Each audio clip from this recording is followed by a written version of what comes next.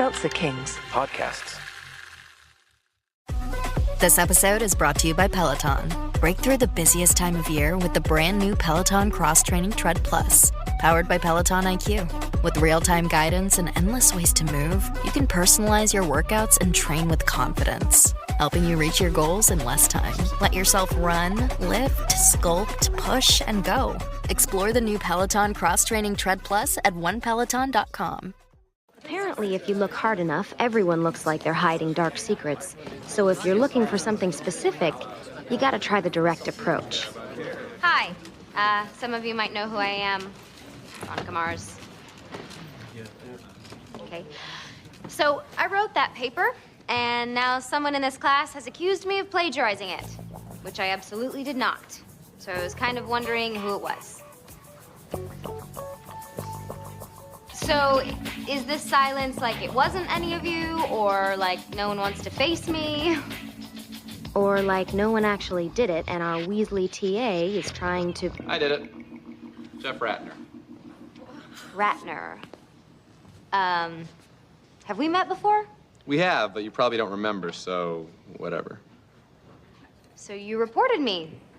Why? Maybe because I'm a common man kind of guy. And I like it when some teacher's pet who's destroying the curve for everyone gets exposed as a cheat.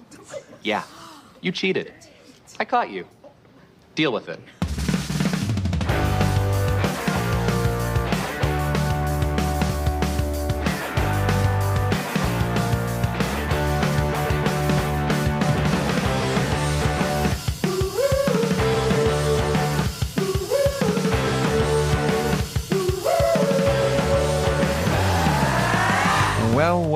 Well, hello everybody out there in the podcast listening universe. Welcome to another episode of Boys Watching Veronica Mars. We're just two boys watching every episode of Veronica Mars for the first time, giving our review, our reactions. We're your hosts. I am Joe Welke. I am Vance. Today we're talking about Season 3, Episode 6, titled Hi, Infidelity. Directed by Michael Fields, written by John N. Baum. Original air date November 7th, 2006 to an audience of 2.75 million people. And before we get into the episode, everybody, join our Discord. Link is in the show notes. Join our Patreon, patreon.com/boyswatchingbuffy. We are doing True Blood. We are doing the Twilight movie series. And, yeah. How are you doing, Vance? I'm all right. Not too bad. You? Yeah. I'm feeling pretty good. All right. Feeling pretty good. All right. Yeah. I'm feeling good. Yeah. Ready to talk about this episode of Veronica. I'm real excited about talking about True Blood. Yeah, same. This True Blood episode was something. Yes, it was. The True Blood this week is definitely interesting, very fun. But Veronica Mars, also very interesting. Yes, not to be denied. Definitely very interesting. Yeah. A lot of we talk about how Vance talks about a lot how after the main story has kind of been solved, we get into the horror movie portion of the episode, Mm-hmm. and boy, does this episode have that. Yeah, you're just like, uh-oh, there's a couple minutes left. What are they gonna do? Yep. But yeah, man. Yeah, I had before we came on, I told Joe I had a thought about Veronica Mars that hit me this week that I was gonna talk about here. But before we do that, I want to do a little. No, I guess it's just the thoughts. The follow-ups are for True Blood. Two thoughts. One, we get into this at the beginning of this episode, and we will do predictions. We haven't forgotten it. But yep. Why didn't the school look into the chain guy that was in the photo with Claire after the Pi Sig hearing? Because the hearing, that was their excuse for hey, we're not involved in this. The school should have then been like, hey, who was this guy in this picture? Veronica shouldn't have had to be the one to go after him. That should have been. Well, did Veronica give the Pi Sigs the picture? Yeah, because that's how they got that's how they got off at the end of that episode. Okay. Because they go to the hearing, and that's their proof that Pi Sig didn't have anything to do with this one. Yeah. So, Yeah. So it's like, yeah, the Dean last episode should have been dealing with that, talking to the sheriff, like tracking down this guy. Instead, they're like, no, let's let Veronica do it. I understand. She's the main character. That's the story. Yeah. But this is that makes a lot of sense. But this is the big one that got me when I was thinking about it. You know how the show started and Veronica was like a cheerleader and a part of Spirit Club and was just like a bubbly teen hanging out with Lily. And then Lily died, and then she became a leather jacket PI, right? Yeah. Like that trauma hardened. That trauma hardened her. But over the last 2 seasons, we've seen a bunch of other characters deal with trauma even worse than the mysterious death of your friend. And they have not changed one iota. Like Logan is still the same Logan. Dick's the same Dick. Veronica's still exactly the same as she was when we started. I don't know, man. I don't know. I heard that Dick's going through some stuff. Like no one has. I heard a character tell me he's having a rough time. No one has had the dramatic shift in personality that Veronica had in the flashbacks that we see, where she's basically walking around with like pigtails and pink. Yeah, pink and strawberries and unicorns and everything to what she is now. No one else has the trauma has not made anyone else change like that. Yeah, that is true. I mean, we haven't seen enough of Mac.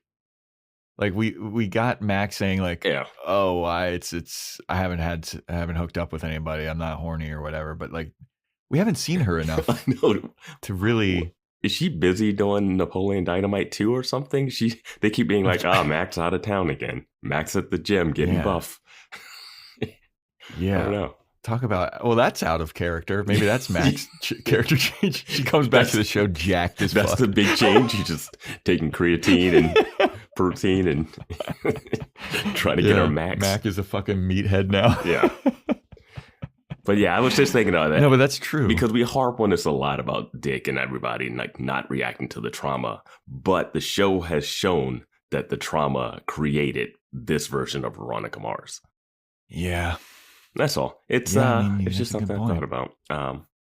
Yeah. What are you drinking today, Joe? I have an Alani cherry slush. I didn't know I had any of these left, but I guess I got one more. I'm going with that C4 strawberry watermelon ice. Dude, that one's legit. Yeah. That one's really good. Okay. So let's get into high infidelity. That's predictions. Predictions. I forgot this. I've had a good streak going of not forgetting. I even predictions. referenced earlier that we would not forget the predictions. Yeah. Son of a bitch. I said they're not great. I said Logan thinks Veronica's cheating with Piz. Logan cheating. I mean, that kind of. He doesn't really think she is. Yeah. Well, I'll give you 10%. And then you said Logan definitely is cheating, hooking up with Mac. We don't know what's happening in that gym class. No, we do not.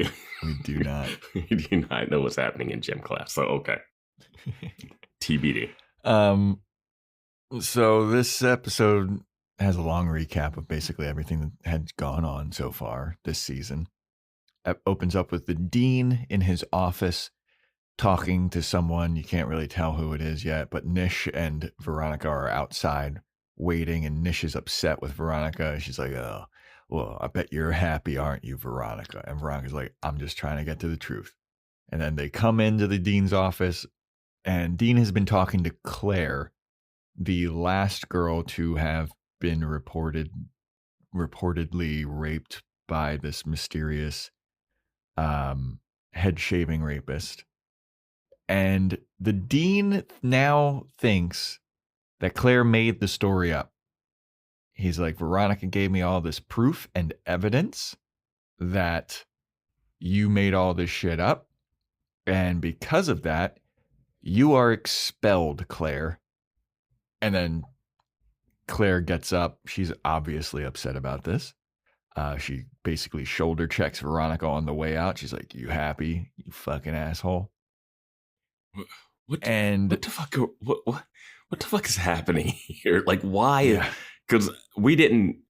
I think we both noticed this last episode, but didn't bring it up at the end when she goes to go to that guy's place, and the roommate says, "Oh, that's her boyfriend."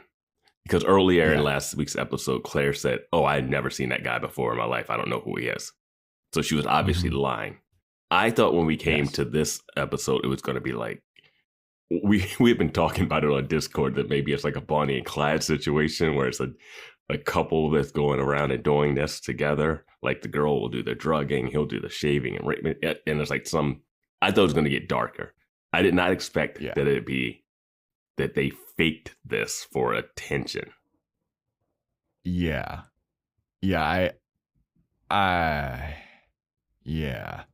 Well, I mean, we also talked about this last week too, about how the picture with Claire and her boyfriend was taken at 2, and the next thing that Claire remembers or anyone saw of her was at 5. So that leaves the 3-hour gap where anything could have happened. But the dean is looking at this picture and being like, "There's all the evidence I need. She didn't do it. You're faking this." No, she is faking it. So is she? She literally said she didn't know who that guy was. She was lying to Veronica. That was her boyfriend. Yeah, but I didn't know why. Why would she fake this, dude? So that they could get more. It's really bad, but it's them faking it to try. After the Pi Sigs party, they're faking it. They're faking it to get even more attention to it. I don't know. Like, that's the thing. I think her faking it needs to be its whole episode instead of a footnote in the beginning. But she is faking it. There's no question behind that. Okay. But the dean is upset with Nish too. And he's like, "How come you didn't run a story about this fake?" And Nish is like, "That really wouldn't help. And that's not really a good thing to do." And he's like, "Well, you didn't have like any kind of reservations about throwing the Pi Sigs under the bus," which I was like, that is a good point. And that is what Vance has been saying this whole time. Well, he specifically brings up running the story about the cancer having den mother in the sorority house. Yeah. And which I thought was a great point by the dean. And Nish's point is that she didn't want to do this because then it would imply that all the other rapes were fake too. Yeah.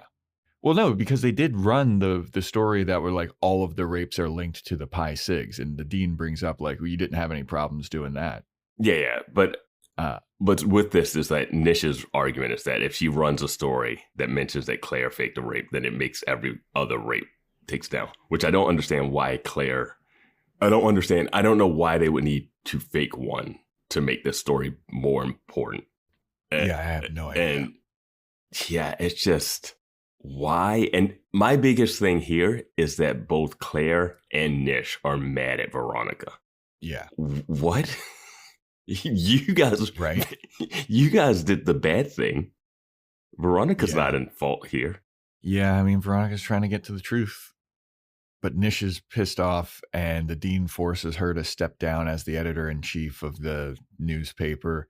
And then she shoulder checks Veronica on the way out too, and she's like, "Oh yeah, you happy? You got what you wanted." And Veronica's like, "What do you?" Oh no! Nish says, "You're gonna regret this" to the dean and Veronica, and she's like in Veronica's face, "You're gonna regret this." I was like, "What the fuck does that mean?" This is crazy. This is just I mean, we're like one half of an opening scene in, and it's just already off the rails. Do you think that Nish like dated somebody in Pi Sigs and she got her head shaved or some kind of thing because she's got short hair? She has naturally short hair. I don't think she's got short hair.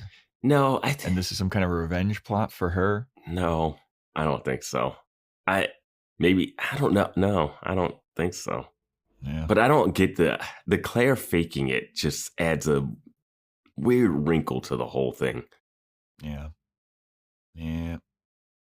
So then Veronica's leaving the dean's office, and outside is Wallace. Wallace is waiting to go into the dean's office with his professor.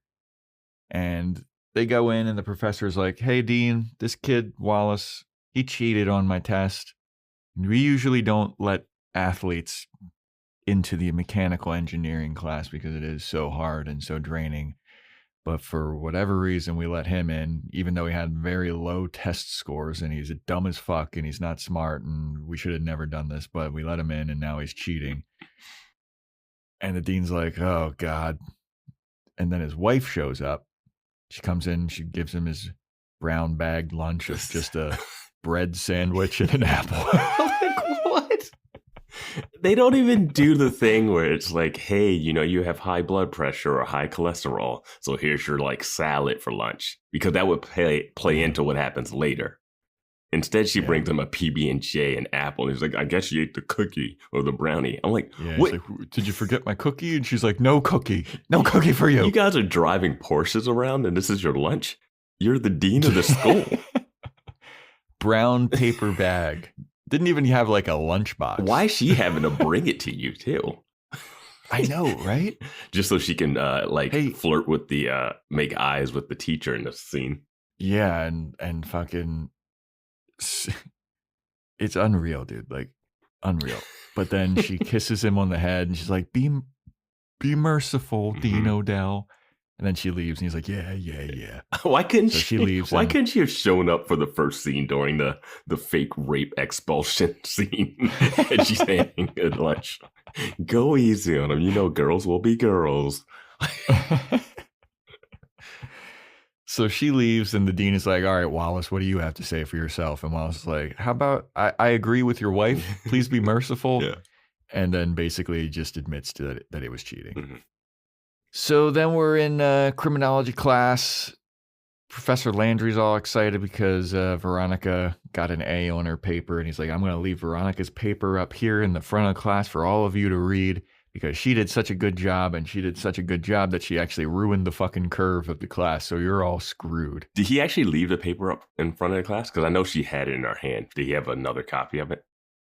Yeah, he had like her paper taped to the front of the chalkboard or whatever. All right, I was going to ask a question about that later. Yeah, and then so class is dismissed, and Foyle is talking to Landry, and he's like, hey, Professor Landry, you want to hang out? Maybe you want to hang out? And he's like, yeah, no, I don't want to hang out with you fucking at all, buddy. But instead, he wants to hang out with Veronica.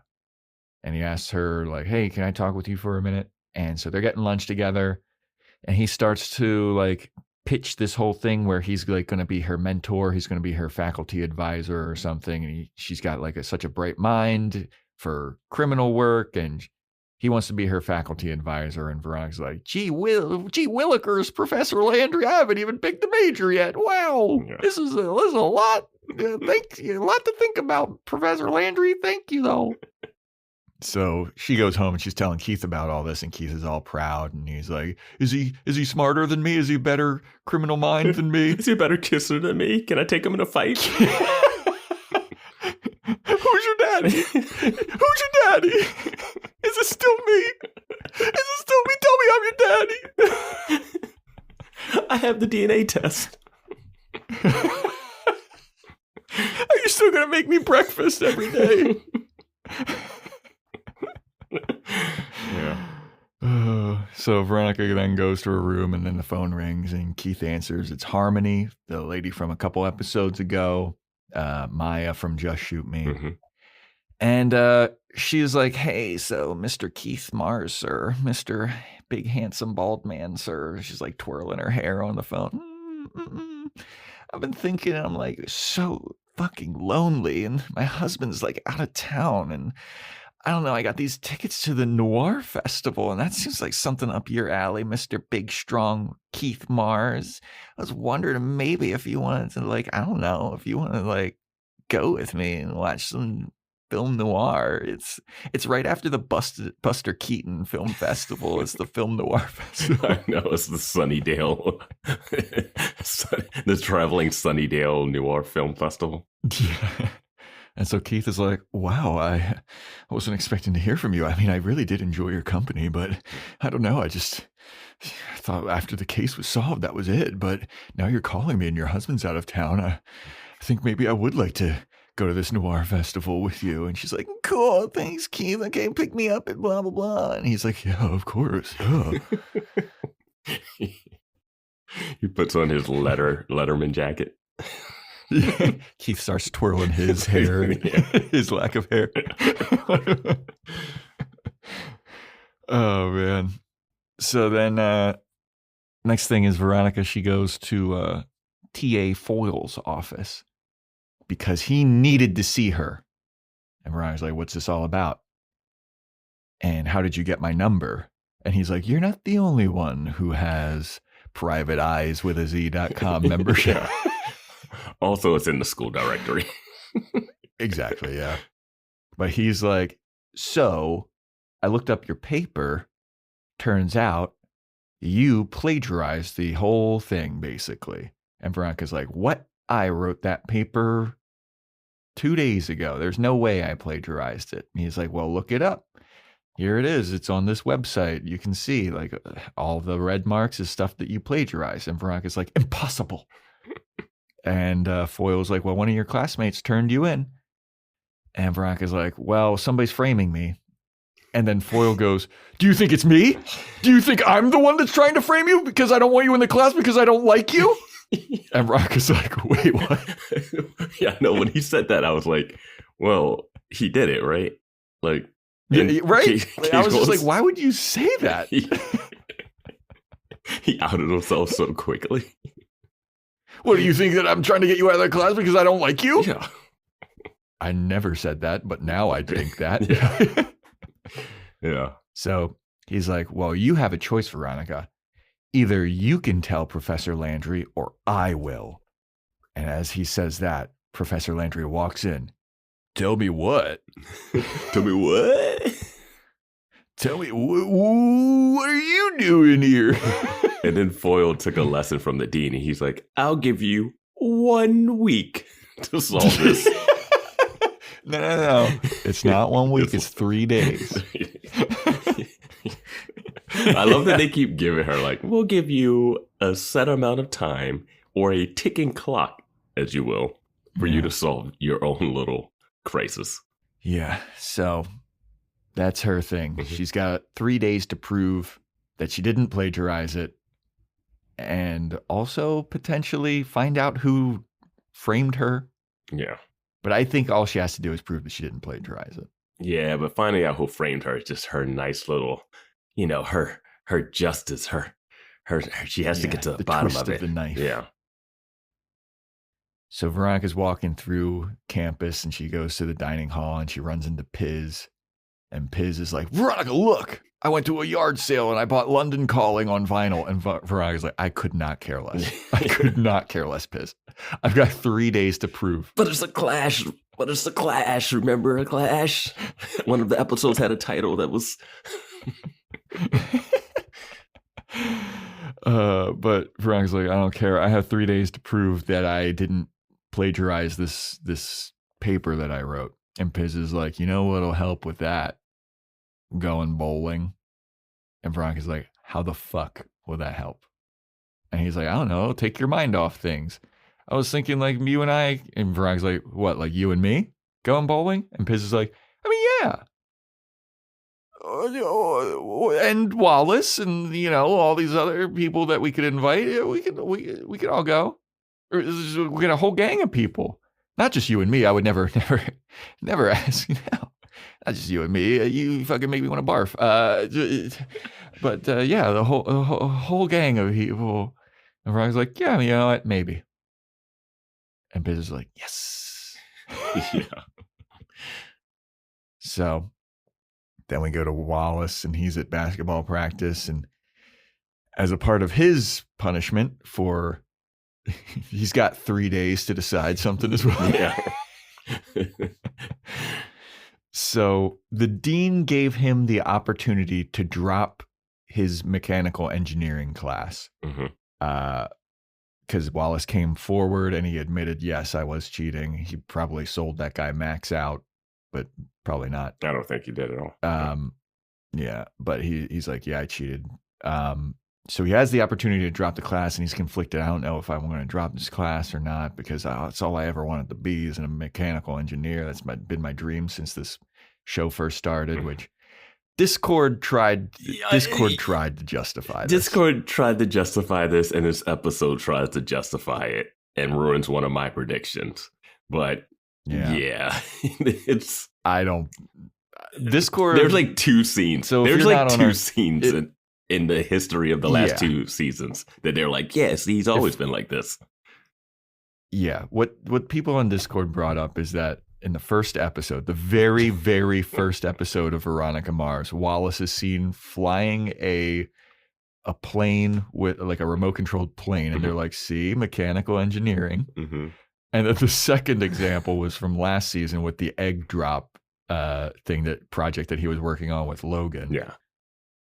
And they're like, see, he wanted to keep working on it to get the structural integrity right. And I'm just like, that's a bit of a stretch. He wanted to keep working on it so they would win and not have to take the test. There was... I didn't see that, and like, this guy's got an engineering mind. Mm-hmm. Yeah. Bit of a stretch. Yeah. I'm going to push back on the Discord users for this 100%. There's those two moments spread apart over 2 years are not enough. Yeah. But Wallace has been given the opportunity to drop the class. He doesn't know if he wants to do it or not. But his buddy, whose name is Mason, from last episode that wanted him to come out and party with him, he's like, dude, take that opportunity. Bro, you're not smart. You're not going to be a mechanical engineer. You're a basketball player. Just fucking drop the class and fucking play ball. And Wallace is like, I don't know. But then the coach comes up. And the coach is like, Fennell, you're running first team right now. And his buddy Mason's like, wait, what, coach? And he's like, well, Mason, step up, because Wallace is making you look like a piece of shit. He's balling out and you are not. So Wallace is going to be running with first team this practice. And Mason looks like, oh, man. Yeah, I thought this was going to be the drama of the episode. And I'm kind of happy it's not. But it's nice to know that Mason is on the basketball team. Interesting way to introduce him not on the basketball team last week and to introduce him on the basketball team this week. Just seems out of order. Also interesting how they're playing basketball. Also very interesting to see the 2006 basketball fashion. Yes. Big. The baggy. Yes. Biggest shorts. Mm-hmm. The baggiest, biggest jerseys. Yes. Good God. What an era. Yeah. The shorts down to your ankles. Yep. The jersey down to your ankles. Yeah. And the shiny like fabric. Yeah. Oh man, what an era. But yeah, so they're just swimming in that fucking fabric. So and they're playing in that high school gym. Yeah, right. I was like, that's not a real basketball team. Non-branded. Yeah, with their non-branded jerseys that just say like 15. Yeah. That they got from Kmart. I love the coach comes in. Hey guys, we're gonna run 5-on-5. I was like, this does not feel like a practice. Yeah. So then Veronica, she is in the criminology class now, and she goes to the front of the class and she's like, hey, somebody in this class accused me of plagiarizing my paper, and I didn't, and I want to know who accused me. And one guy raises his hands, and he's like, I did it. My name is Jeff Ratner. And Veronica's like, wow, that was easy. Do I know you? And he's like, yeah. We've met like a zillion times, but you don't remember. And Veronica's like, okay. So why the fuck are you accusing me of cheating when I didn't do it? And he's like, because you're a smarty pants goody two shoes and you're destroying the curve and it's going to fuck all of us over. And I'm happy to expose a cheater like that. And then the class all claps for Jeff Ratner. I would have liked this better if in the opening episode when she Googled the answer to the question for the like game, if they called her out on that. That's something. Yeah. This is, understandably, this guy's petty. I guess he wanted to take her down a peg. But it's not her fault she's getting a good grade in the class if she wasn't cheating. Right. Like, what are you supposed to do? I was like, hey, everybody, let's all get C's and B's. Okay. Yeah. Right. Nobody's going to get an A on this. No one's going to actually try. Yeah. Let's all stick together. Yeah. We're not really try. We're majoring in criminology. It doesn't matter if we convict the wrong people or do a good job. It's not people's lives on the line here. Did I tell you my hero is Sheriff Lamb? I love that guy. You don't have this poster in your dorm room? Yeah, from that calendar where he's shirtless. Oh, man. So then Veronica goes to Wallace's dorm, and Wallace tells Veronica that he confessed to cheating, but he's conflicted about dropping the mechanical engineering class because it's all I ever wanted to be. And he's playing with my little model plane. The plane is back. The plane is back. And my prediction was that we would never see this plane again. And they really shoot. Well, you said that we would never see him flying again. Okay. All right. So my so prediction's still good. Good. Okay. He still has the plane. He hasn't. We haven't even been on the beach with him. He hasn't even been on the beach in a while. Remember, that's the last time we heard anyone called a marshmallow too. Yeah. I don't know how that nickname stuck about like, hey, are you a marshmallow? It's even on the poster. It's like on her desk. There's like 3 marshmallows on the desk in the poster of the show. Yeah, well, we also thought that Lamb was going to say something about the wizard a bit more. Everything else is tracked. The marshmallow, the plane. The Who's Your Daddy had to pay off. Who's Your Daddy had to pay off? The wizard. Yeah, the wizard. You need to go see the wizard. He did it twice in one episode. Yeah, I know. And that was like his calling card. Well, he did the robot. And then never again. He did the robot. So that's the Tin Man. Oh, there we go. We're gonna find. We're gonna some oil in his joints for that. We're gonna shoehorn in the Wizard of Oz for him. Yeah, we'll stretch it as much as Discord stretched that Wallace has always wanted to be a mechanical engineer. Yep, he's always wanted this. See. Weevil has done more mechanical engineering than he has. I'm also glad that because we talked about this, was it last week, where we're like, is Wallace smart? Mm-hmm. And then the professor's like, no, he's not smart. I shouldn't even have let him into my class. It's my fault he cheated. He had no choice. It's like, damn, he's a dude. Dumb fucking athlete. Why would we ever do that? Oh, man. But yeah, Wallace is waxing poetic about how mechanical engineering is all he ever wanted to do, and he doesn't know whether he should drop the class. And he'd have to switch his major. I'm like, just be a civil engineer. Fucking, it's fine. Yeah, just take a. Yeah, I don't know if you have to switch. Like, Veronica hasn't even picked her major yet. Why does he have to pick his?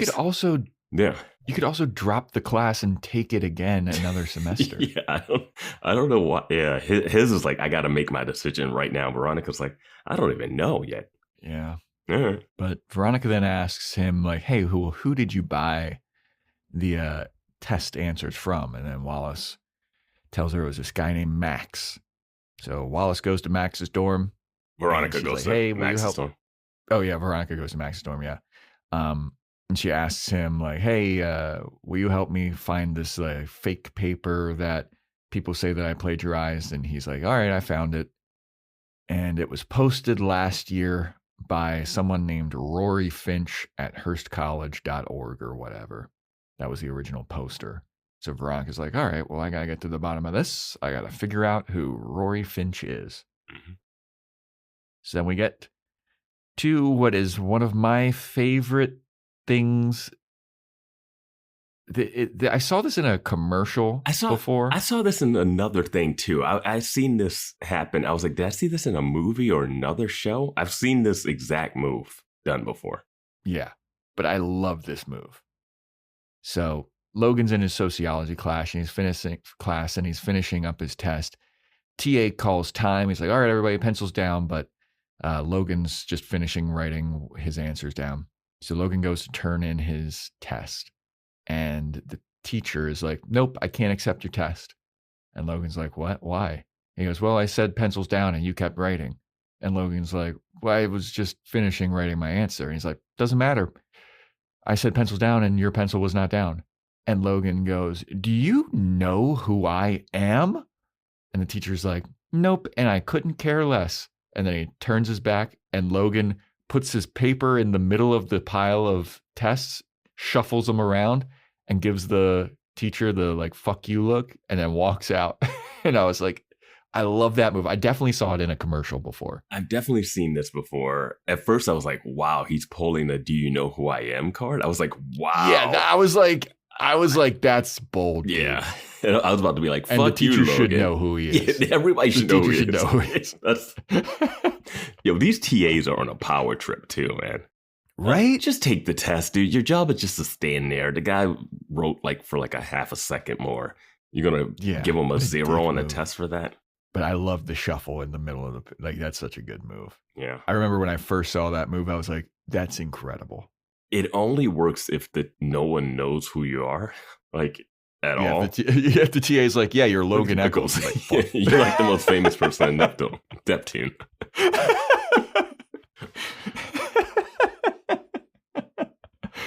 Yeah, what was Logan's move after that? Do you know who I am? Yeah, you're Logan Eccles. Shit. Yeah. Just walks out. Yeah. All that TA has to do is go into the hallway and be like, does anyone know who that is? Somebody has to know who it is. I mean, when he's giving the papers back, well, also, this isn't even a big class. No, it's like you would have to know who he is. No, well, this is supposed to be the sociology class that was in a bigger classroom, but now they're taking a test in a small classroom. Well, I did have things like that where it was like a huge lecture hall, and then you go to TAs, and they had like separate things, and that's where you took tests. That's what I like, assumed. The TA number one. The TA number one should know who Logan is. Yes, also should know just because he's been in the classroom with him. Yeah, you're right. Yeah, even if Logan wasn't famous because of his dad and murder and all this drama surrounding him, even if all that's taken away, this TA has in charge of like 20 people of this class. This TA should at least know who was in the prison experiment. Right? Yeah. But no. Yeah. He has no idea who Logan is. Yeah. One of the most famous people getting, God. Also, what you need the TA to then turn away and walk away from the test when you do this too. Yeah, no. As opposed to Wallace last week where he handed the test in and the guy checked 2 answers and was like, nope, cheated. Yeah. Immediately he looks at one answer. There's no way. Nope. There's no way. He's cheating. There's no way. Yep. His eyebrow raised as soon as he's like, he spelled his name right. There's no way. Yep. For now, fennel? He's been writing fennel instead of fennel. God, dude. God. So Logan, he goes and he's bragging about his slick move to Mercer. Then Veronica shows up and Mercer's like, oh, I'm going to leave. So Veronica invites Logan to go bowling. She's like, yeah, that guy Piz invited me to go bowling. You want to come? And Logan's like, oh, Piz, huh? And he's like, yeah, sure, maybe I'll go. And then Veronica sees Parker and she's like, maybe I'll invite Parker to go bowling. Mac has been out of town, or she's working on some big project, or she's in gym class, or she's away. Yeah. So Veronica goes to invite Parker to go bowling. And she's like, why would I want to go bowling? And she's like, I don't know, maybe it'll get your mind off the whole rape thing. And Parker's like, you know what? That sounds like a good idea. She's like, it could be fun.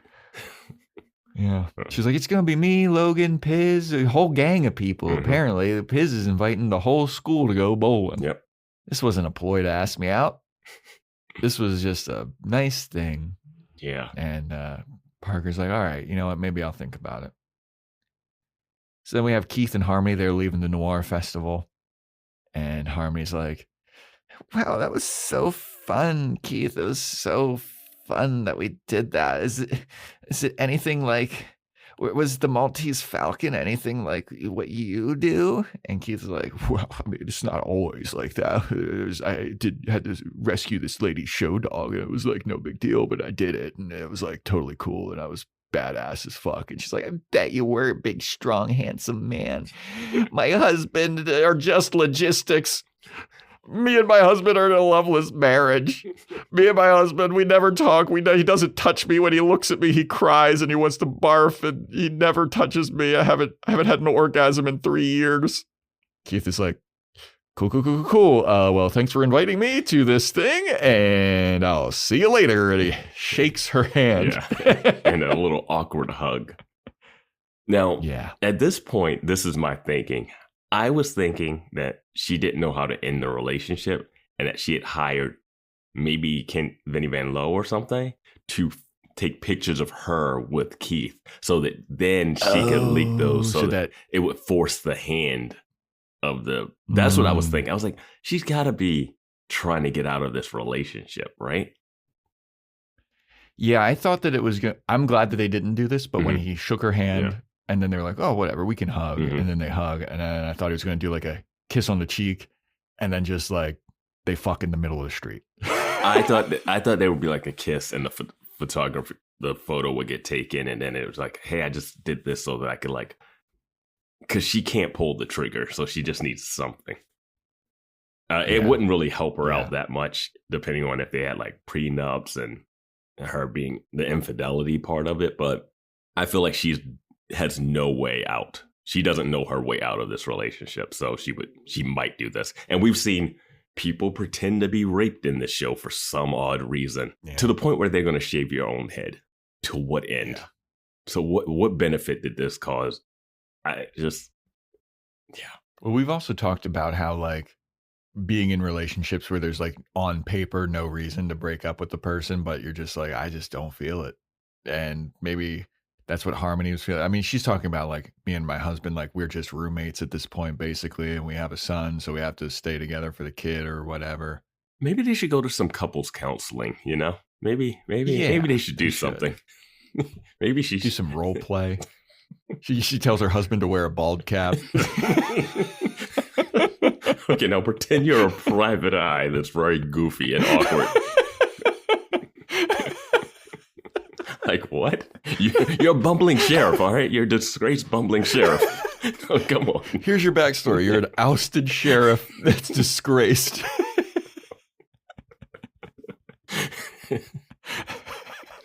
I'm going to play Put on the bald cap. I'm going to play the money stealing. Borrow it from this fake rape case. I'm going to play the money stealing alcoholic that he loved. We have a daughter. She's very persnickety. Yeah. And she could be coming home at any minute.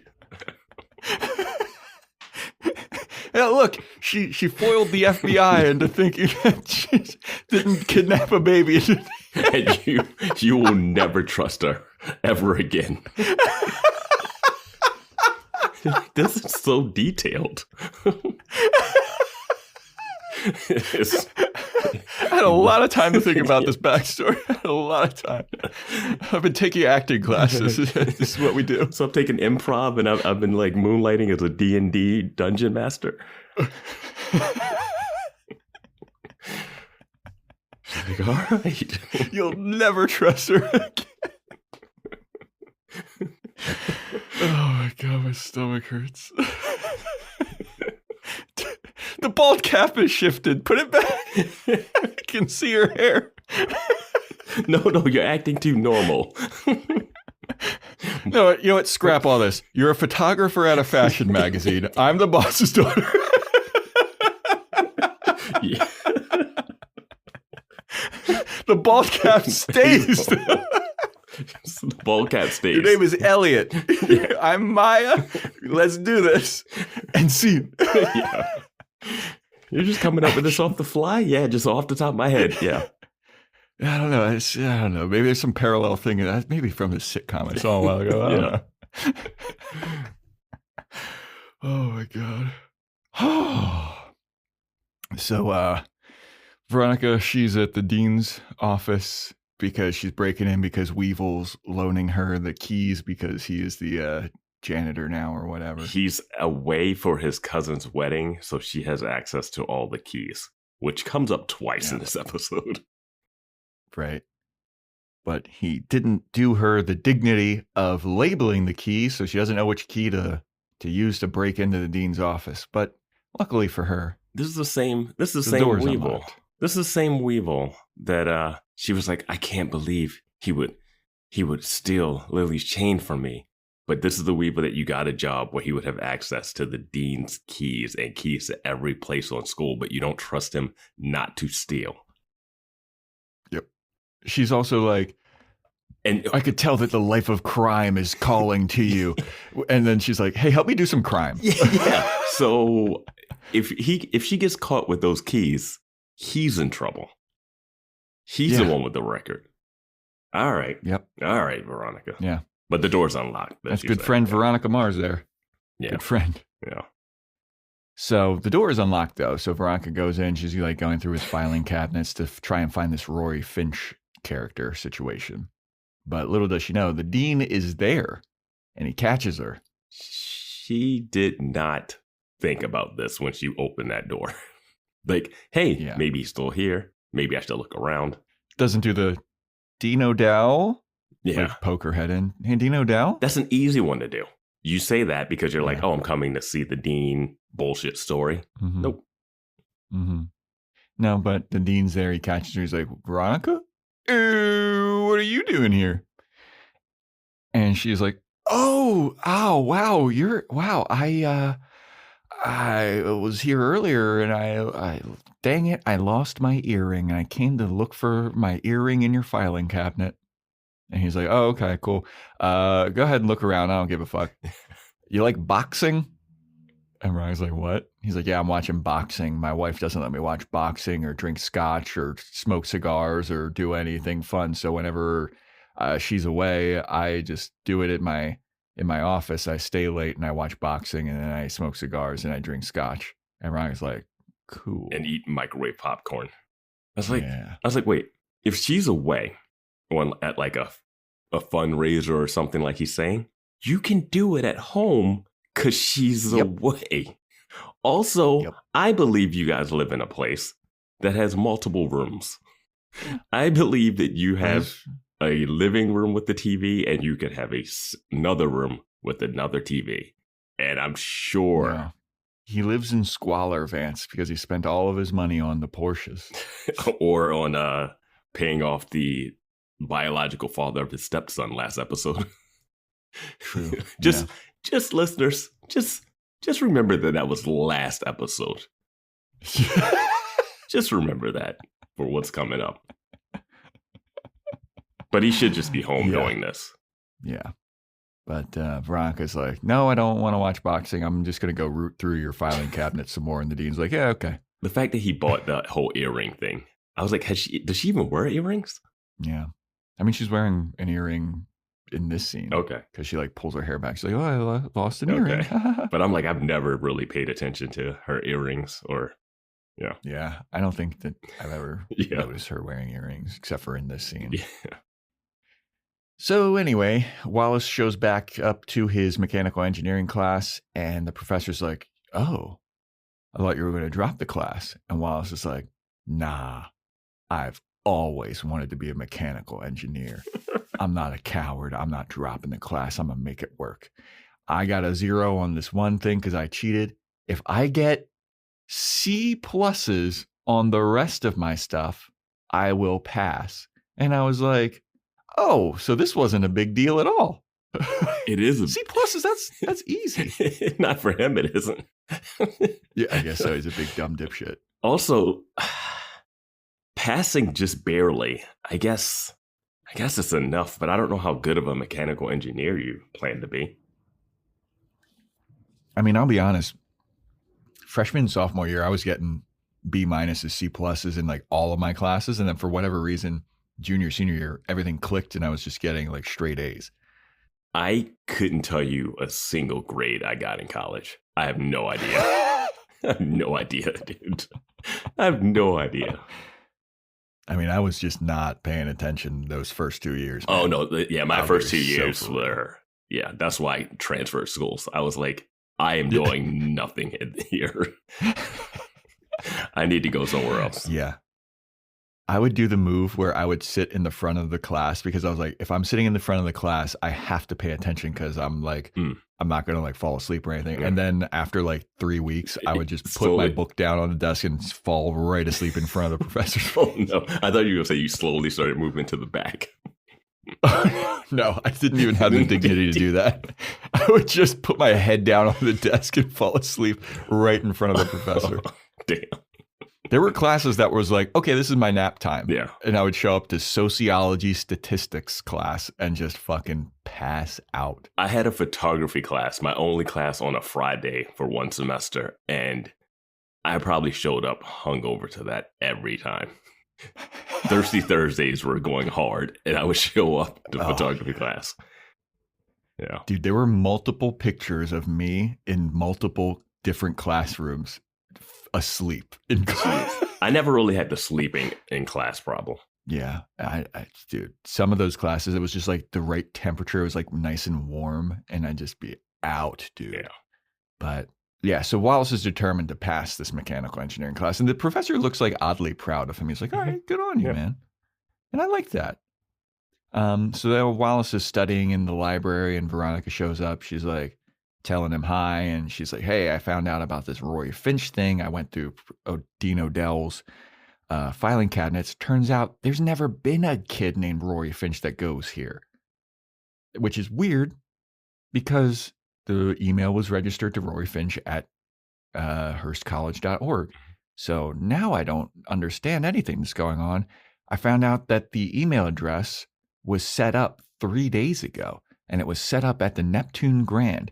So I'm going to go to the Neptune Grand, do some digging, see what I can find out. Because Wallace is like, no, dude, you don't have to. You just proved that you didn't plagiarize it. Like, what? You don't have to go through this effort. And she's like, no, but I have to. Yeah.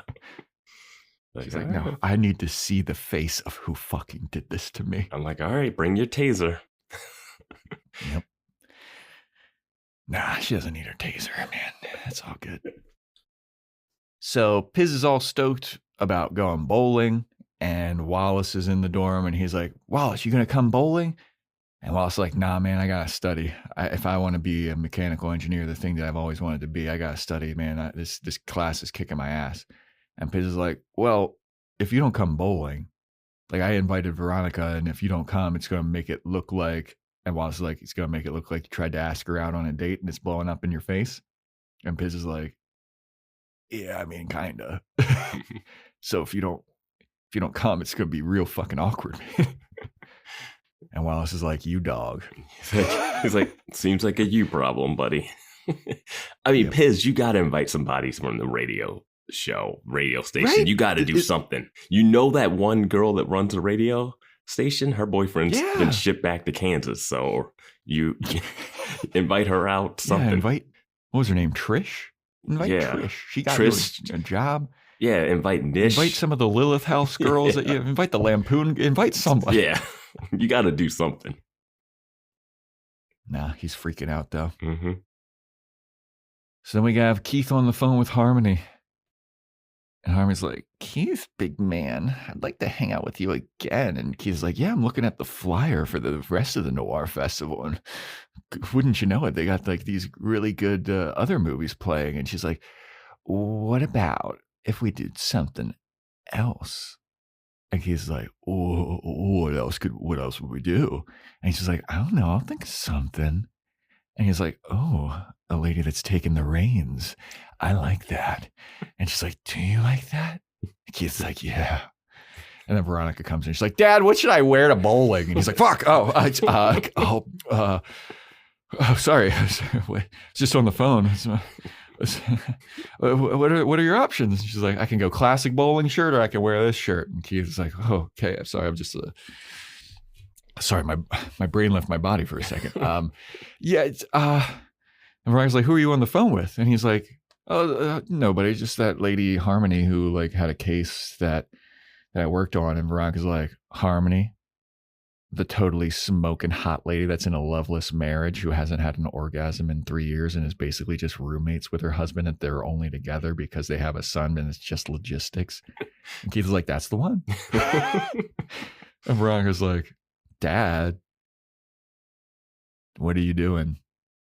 And Keith is like, what? We're just friends. It's no big deal. We can hang out together. We're just two consenting adults hanging out together, just getting some drinks. We're going to get some drinks.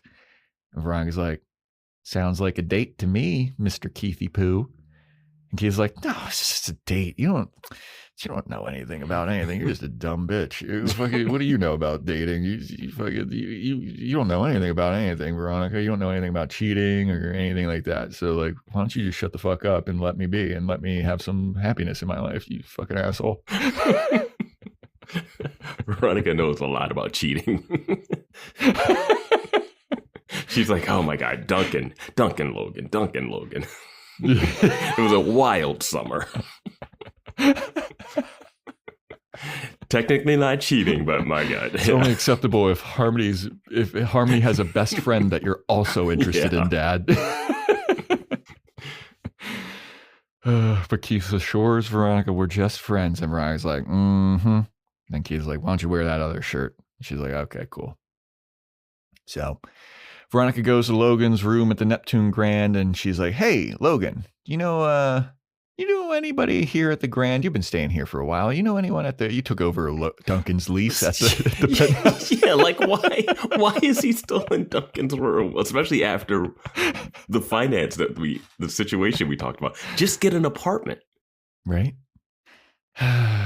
But she's like, you've been staying here at the Grand for a long time. Do you know anybody that could, like, sneak some info to me? And he's like, yeah, I think I might know somebody. And it's the front desk lady. And Veronica and Logan goes up to her. He's like, hey, I forget what this lady's name is. But he's like, hey, Tina. Front desk lady. Hey, Tina. So I need to get some information about somebody. And then Veronica basically, like, shoves him out of the way. She's like, is there a guy named Rory Finch that has anything? And Tina's like making eyes at Logan. She's like, hey there, Mr. Big Stuff. Mr. Eccles, Big Stuff Penthouse Man. Yeah, I can look up some cool info for you. And Veronica's rolling her eyes.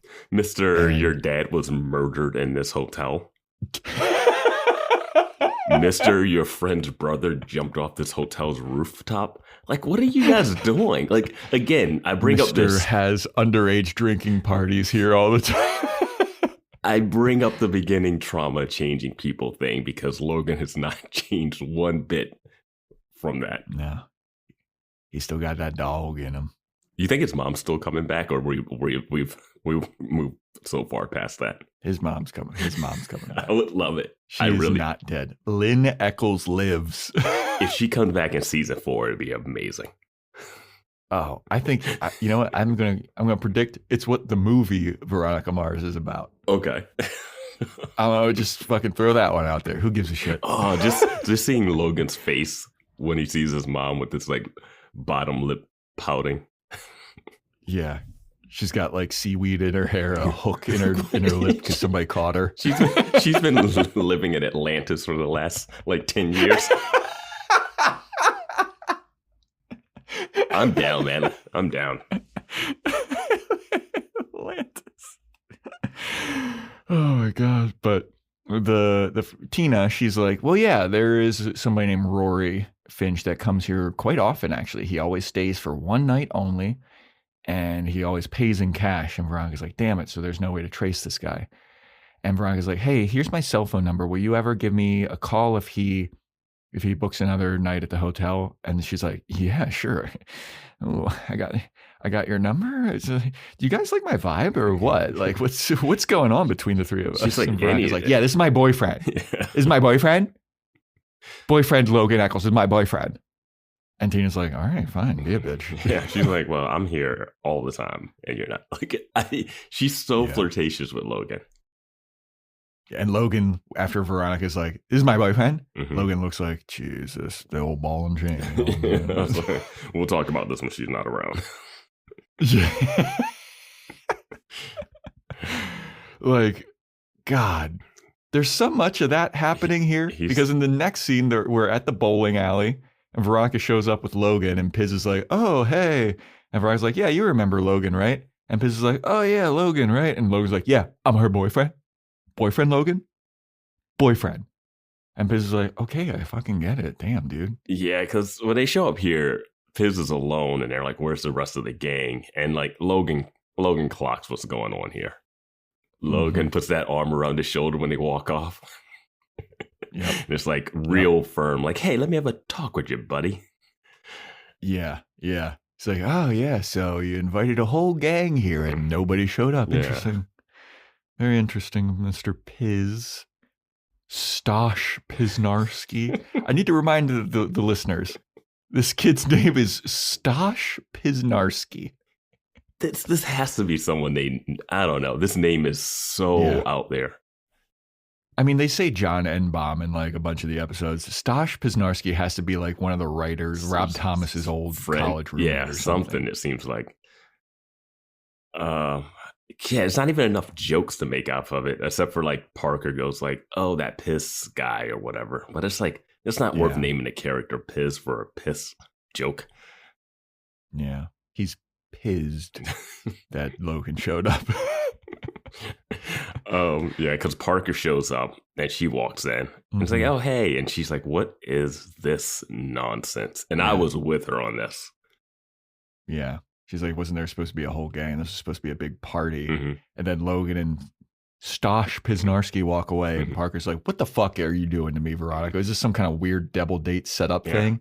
And Veronica's like, no, Piz said that there was going to be a bunch of people, but apparently like everybody, got into a car accident and had a cold. So I guess it's just us. And Parker's like, God damn it, dude. God damn it. You're here with this. You got me here with this fucking guy, Piz. Yeah. And then she's like, look, it'll just be fun. Let's just bowl. It'll be fine. Why does she act like she hasn't met Piz before? They all went. Parker? Parker. They all went out to the club in the first episode. Yeah, they went to that concert, right? Yeah, when she was trying to figure out what happened to Piz's stuff. Like, I mean, they haven't bonded or anything, but like she knows who he is. At least she's seen him. Yeah.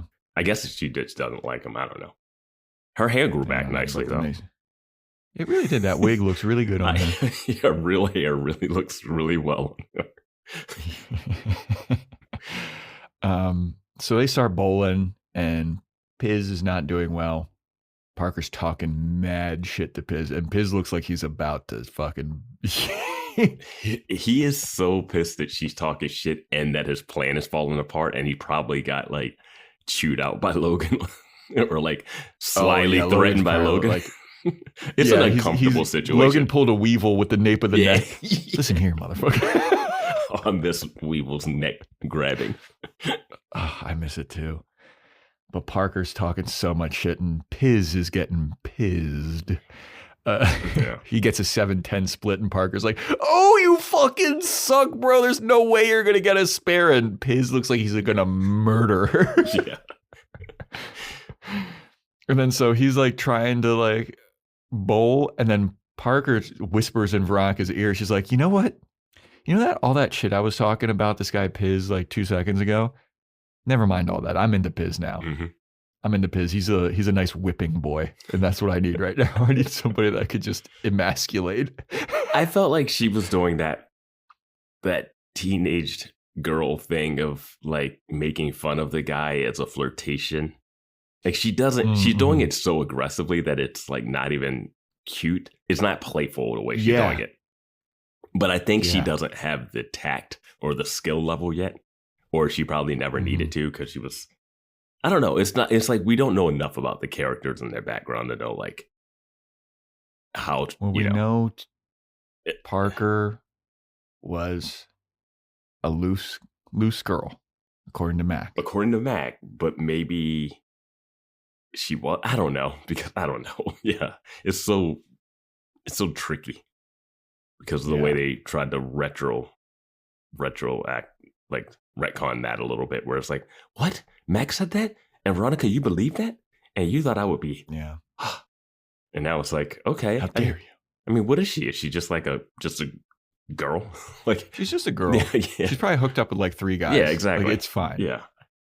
But yeah, but Mac is such a oof. Yeah, I mean, there's no reason for her not to be into Piz, technically. I mean, right? But I mean, Piz he's fine. And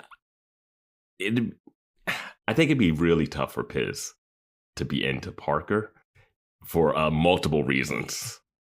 Yeah. it's one of those things where you're like, okay, I know that she was a victim of this assault. You really have to like the person to go through that like beginning. I'm gonna be her first one back. Like there's a lot to traverse in that situation. That doesn't really come up. I didn't want to say that. It's true, though. It is like, it's true. It's so recent, too. Yeah. Like, I don't know how long it's been since Parker's situation. But does Piz, a freshman in college, have the emotional maturity to deal with that? Yes. I know I wouldn't have. Doesn't. Yeah, like no, I could be I could be kind of a little sounding board or friend, but I would not pull I would have had to have a crush on you through high school for me to be willing to go that next step for her to go and like date you after that and like be the first person that you have sex with after that. But that doesn't even come up in the mathematics of this. But but it's also like the thing is like it's also that's like so unfair to Parker and like she deserves to be, have a happy life and a romantic life and everything. But I understand why I would have caution because she could date someone. She could date someone that doesn't directly know that happens, and then she could eventually tell them that happened, or like it. He is like so close to it, like even she brings it up. She's like, "I'm not ready for a double date," and then she's like, "Well, I'm ready for it." I'm back. I'm back on the market. Piz is cute. I like Piz's bowling shirt. Veronica had the exact same bowling shirt though, only it was like a lighter blue. I was like, where are y'all getting this Japanese bowling shirt from? Yeah, I don't know. It's the bowling team at Neptune and in Kansas. They got the same one. Or where's he from? He's from Oregon. Yeah. He's from Beaverton, Oregon. Yeah. But the end of this scene is Parker being like, will you put in a good word for me with Piz? Will you see if he like thinks I'm cute? And Veronica's like, Parker, you dog. Mm-hmm. And she's like, all right, cool. So then Veronica and Logan, they're back at his penthouse at the Neptune Grand that he's wasting his money on. And she tells Logan, like, hey, it's crazy. Turns out Parker likes Piz. And Logan's like, I think fucking Piz likes you. And Veronica's like, what? No way. And he doesn't actually say it, but it feels like Veronica's talking about having to do a setup in a way where she's almost jealous. It starts out like she's jealous that she would have to set Piz up with Parker. It's like slight. It almost feels like that's what it is, but it's not fully. But then Veronica does something that I was just didn't fully track for me, where she's talking about how like, oh man, I haven't done a setup in forever. I hate these things. And my thought was, haven't you been doing setups like the last 2 seasons? Haven't you been doing like undercover stuff and getting people and weren't you trying to find Meg's secret admirer at one point and going to parties with her? And I was just like, why are you acting like this is like you've never done this? And that's what made me think about her used to be Lily's friend and a part of Spirit Club and used to be a cheerleader. And I was like, this is all high school girls did. This is like middle school, high school girl stuff. And she's pretending like she never did a setup before. I think that she's just used to doing the opposite of a setup where she's looking at people cheating and all this stuff. It's no way Lily would not have been like, hey, talk to that guy or put in like weird double. I don't know. Yeah. She later references something even further back. And I'm like, I'm sure freshman year you were doing some stuff. Yeah. But Veronica sees that Logan got an A on his test that he took. And Logan's like, yeah, but I feel guilty because I cheated to get that A. Because I did the shuffle thing. I'm like, that's not cheating. He didn't. Did you say he felt guilty? He didn't really cheat. He did. He did say that it's like, I do have some guilt about like doing the shuffle thing. Oh. And I was like, fuck that. I would feel no guilt about that. There's no way that last second that you wrote down put the period and dotted the I's was enough to get you an A. Right? But also, this is what my thought. I was like, well, when the teacher gave his test back, he would be like, oh, you're the guy that did the shuffle thing. And then just take it away and be like, yeah, you get a 0. That teacher would not have done that. That he would have said the TA is over. I don't know, man. That guy seemed like a real dickhead. That was the TA. Wouldn't a teacher? I mean, wouldn't the TA a teacher? is the one grading the paper. He would know to give it back or not give it back to Logan and give him a 0. Yeah, but couldn't Logan just go to the teacher and be like, and say what happened? And I feel like the teacher would be like, dude, TA, you're going overboard with this. I don't know. That's true. Like, I think that, yeah, you're right. Like, come on. Yeah. Professor, he was a second late after I called time, and then he shuffled the paper. He's like, shut the fuck up. Like, he got an A. He got it. Fucking nerd. He got an A on the test. Okay. Like, it wasn't like this was like. Do you want to really discourage a student who got an A on the test? Yeah. Like, we got enough dummies here. Yeah. Yeah. But then Logan goes on to talk to Veronica about this. Felt like out of nowhere. Unnecessary. So he's talking about how like the kids from the prison experiment, Rafe and Sam, they got busted for cheating because Sam was taking Rafe's test for him. Is that what happened? Yeah, the guy that was the prison guard who was taking the notes for him. Or the guy who was the prisoner, Sam from Freaks and Geeks. Apparently, what I took from this was that he was doing the test for that guard that was really racist towards him. Right or strong. Yeah. So, cool. They got caught cheating. I was like, wait, are they getting expelled? Or, like, what does this mean? How many people have to get caught cheating? How many people got to get caught cheating in one episode? Well, I mean, this episode is High Infidelity. There's cheating all over the fucking place here, Vance. High Infidelity. Veronica got caught cheating. Logan was cheating. A little something else happens. Wallace is cheating. Like, Wallace is cheating. It's just a lot. Like, I don't think we needed this. Like, I wasn't worried about these two guys from the prison experiment. Well, I was like, why are we bringing them back up? Or is this going to be a later episode where Veronica has to like exonerate them somehow? Yeah. I don't give a fuck about them. Yeah. But then there's a knock at the door, and Logan's like, "Oh, finally, food's here." And then the my pillow fluffer, delivery, my midnight pillow fluffer's here. So Logan opens the door, and the person bringing the food is like, "Hey, Mr. Eccles, your food's here." And Veronica's inner monologue goes, "I know that voice." She gets up, she runs over to the door, and she's like, "You motherfucker." And who is the food delivery guy? It's Jeff Ratner from her class. Mm-hmm. And Veronica's like, "You son of a bitch. You work here? Oh, you work here, and you called me out for plagiarizing this test, and I found out that the Rory Finch email was located here, and it was created in the Neptune Grand, and it uploaded the paper from here. So I think it's you, Jeff Ratner." And Jeff Ratner's like, "I didn't fucking do that. I just wanted you to get caught cheating because you're a piece of shit, and you've seen me like probably 100 times, but you never recognized me, Veronica Mars, because you never noticed the little people." I was like, wait, what? Our hero detective that notices things in the back of like Polaroid pictures, notices things that shouldn't even be noticed, has not clocked this guy that's in her class and that also is at the hotel. This hotel that He's been working at the hotel for like 2 years, right? For 2 years, Yeah. He says. So through the summer of chaos, he was delivering steaks while Veronica had a gun pointed to her face. He's the one who had to turn over Mac's room after all of her stuff was taken. Oh no! I mean, it's no way Veronica does not clock this guy, and it would be crazy for Veronica to walk into this hotel and not have her guards up every single time. I mean, if I'm in this hotel, I'm like, what's going on? Who's coming in? Who's coming out? Heads on a swivel. And then what is this like? What is this?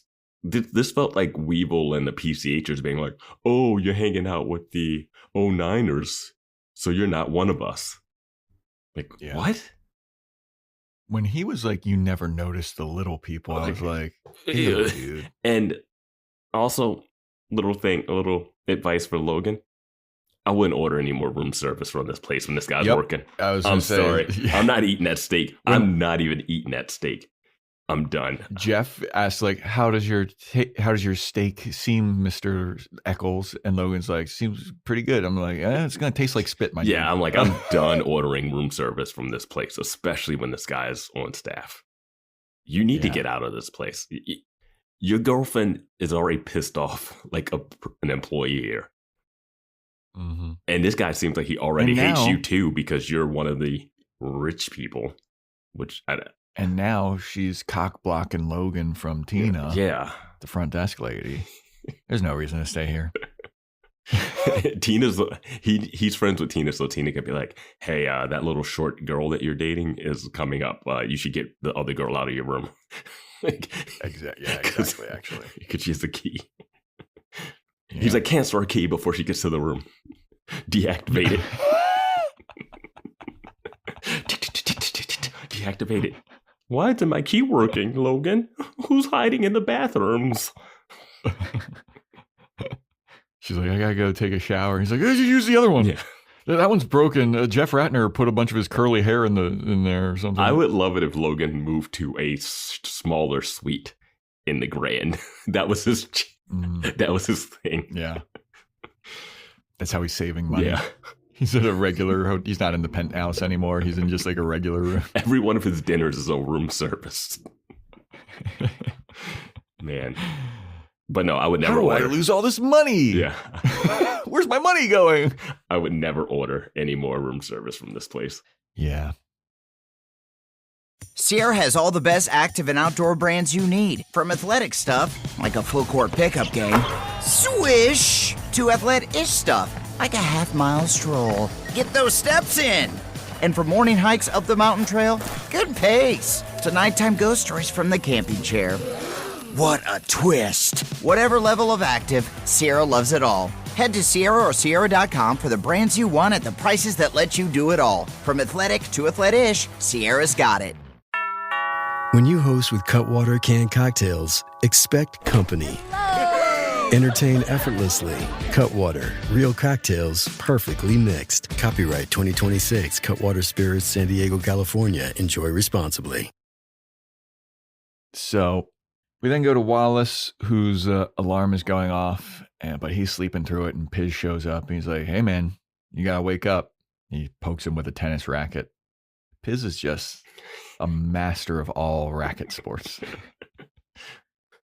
Wallace sees what time it is. He's like, oh, fuck, I'm late. He runs out the room.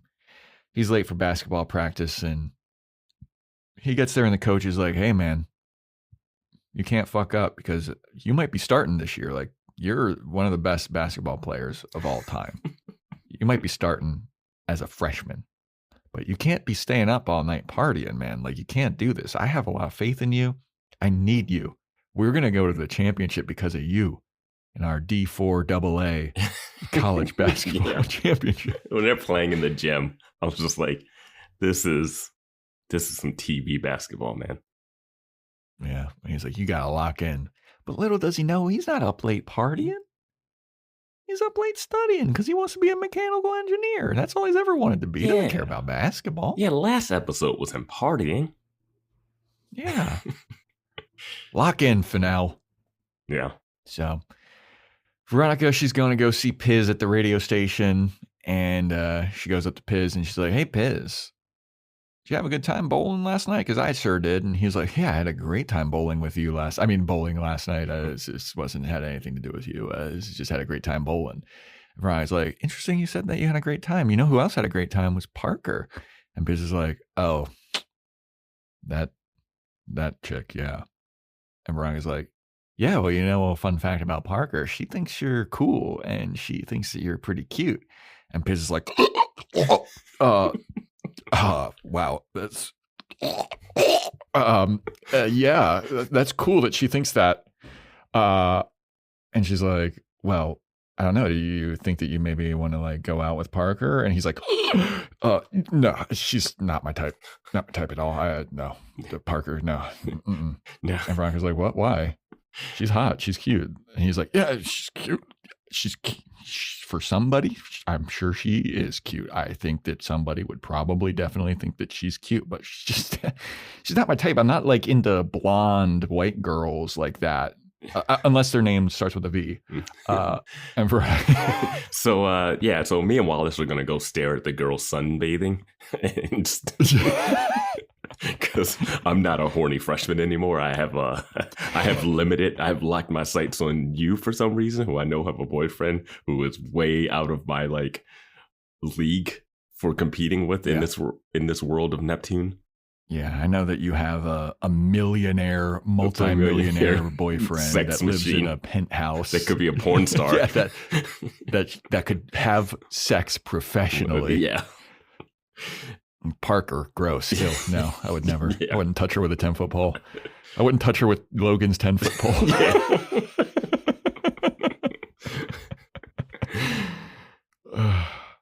So Veronica's like, all right, geez, I get it. You're not into Parker. He's like, yeah, never fucking even mention her name around me again. You know what's funny? Parker is so off-putting. Like, even Logan doesn't even flirt with her. Yeah, I know, right? Logan's a dog. Yeah. He probably just doesn't want Parker to be killed. So she's already been through enough. Every girl that Logan talks to gets killed. Or sent to Vermont, which is worse. I want her to come back. Me too. That's a crazy ending for that girl. Here's a question I had. Well, you know what? We'll talk about it later, because there was something that came up in this episode that made me think of other stuff. But in this episode, this is where in this scene right here, this is where Veronica has the BO, where she's like, I haven't gotten better at doing setups since the 6th grade. And I was like, really? Yeah. Since the 6th grade? Yeah. You used to have like female friends. Like, you guys would go around and talk about boys. Like, really? There was no setup since the 6th grade. What is this? Yeah, that was she's like, I'm starting to get anxiety about doing a setup. This is going horribly again. You go undercover in places where you can get murdered, and you don't have this much nervousness. You're nervous about asking Piz if he likes a girl? She's just got to put a wig on and do the same thing. Then she'll feel more at home with it. Yeah. Which we found out from Discord that they were apparently dressed up as Jack and Meg White. Yes. From that Halloween episode. So thanks for the sleuths that found that out. Was that something that you could just get from seeing the wigs, though? No, I would have never. I mean, we obviously didn't know that. I'm a fan of the white stripes. Yeah, and when I see the wigs, and if I saw the two of them together, they would need to make a White Stripes reference for me to get it. But like, there wasn't enough. They needed to have like the mint like swirl with the red and white, because that was kind of like a White Stripes-y thing. Or she needed to have like drumsticks, or he needed a guitar. Like, there needed to be something else, because he's literally just wearing a white T-shirt and a wig. Honestly, worst costumes ever. Yeah. They didn't even try. Costume. And I gotta say, that wig shop is cleaning up. Yeah, they were like, they really are. It has to be someone at the wig shop doing it. That's it. It has to be. Oh man. Oh, Claire's mom. Claire's mom runs the wig shop. That's why she did it. Oh shit. Yeah. And that's why they faked it. Yeah. I don't. So anyway, we go to Wallace. He's in his mechanical engineering class, and he's pulling the Joe Welke, where he's sitting in the front of class now so he can pay attention. And took a practice quiz, and he got a B+ on it. And the professor's like, great job, Wallace. I thought he got a D+ on it. I think he had a D+. Oh, a D+? Yeah. Oh, I thought he said B+. No. If he said D+, I think he got a D+. That's why Wallace looks like down and out. Yeah. Okay. He did say that's an improvement or something, though. The professor did. Yeah. I'm like 90% sure he said D+, because Wallace's face isn't like, yeah, I'm doing it, because he wanted C. So like, if he got a B+, he'd be all smiles. It wouldn't even make sense for the next scene. Yeah. It's a D+. Yeah, you're probably right then. So then Parker shows up, and she's talking to Veronica at the library, and Parker's like, you know what? How about we go visit Piz at his radio station? And Veronica's like, I mean, we can. Parker's like, yeah, I think that's going to be a great idea. We can go and I'll talk to Piz. And Veronica's like, yeah, that's a great idea, Parker. It's a great idea. He's cool, and Piz is so nice. And see how this works for you. I'm also putting this through my filter of how it has to be so, like, if Piz was a real person with like real emotions and not just doing this for the plot or whatever, you would feel really bad turning down Parker knowing what you know about her. That too would be like, at least like you would have to go on like some dates or string, or like it'd be like you might not want to go date her, you might not want to be like fully involved with her, but it'd be really hard to be like, sorry, just bouncing back, getting on the yeah, sorry, no. I mean, it's not even like Piz doesn't bring up like, hey, that seems like a very complicated situation. Yes. I don't know if I'm like, he's just like, ew, Parker, gross. Yeah. Personality, 0. I don't get it. Looks, 0. 0 out of 10, a lot of notes. Okay. What, Parker the boner killer?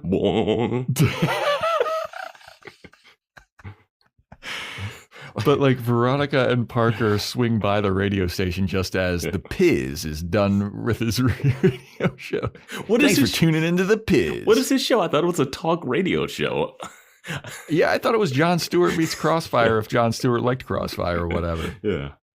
But no, he's signing off, and Parker and Veronica show up, and Parker's like, hey, Piz, how's it going, man? Like, this is really cool. And he's like, oh, hey, Parker. And she's like, wow, how's this stuff all work? He's like, I don't care. I don't know. Somebody else does. We got to go.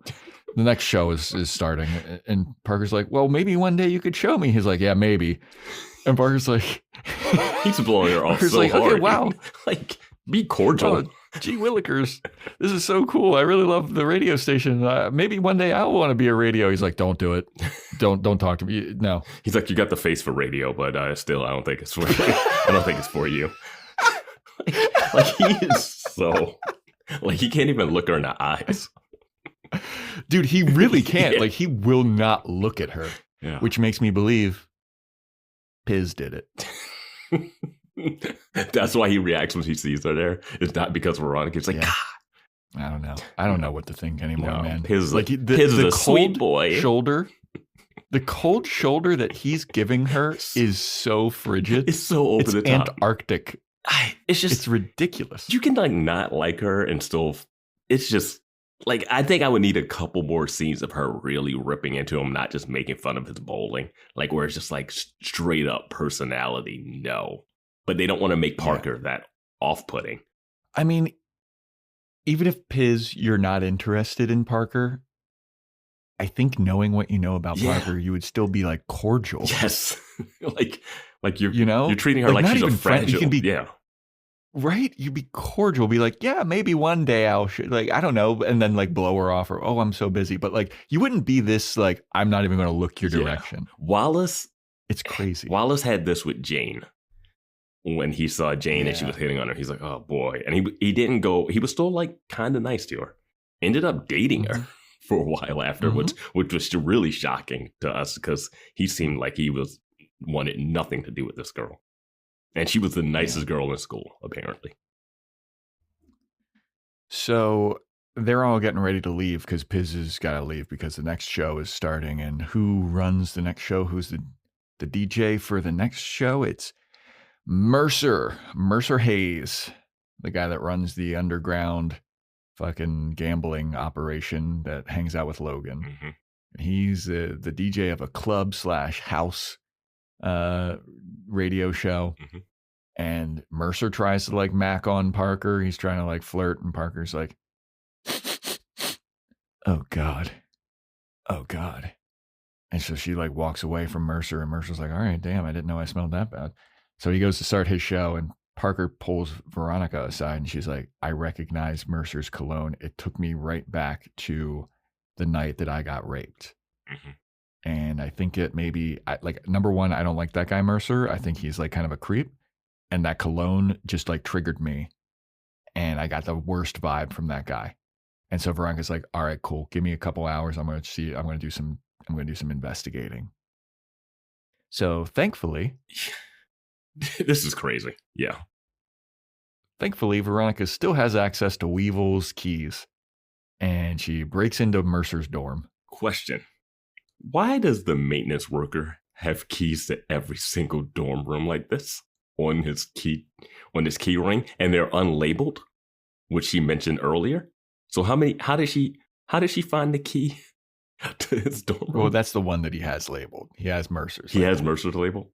No, I don't know. I was like, I don't know.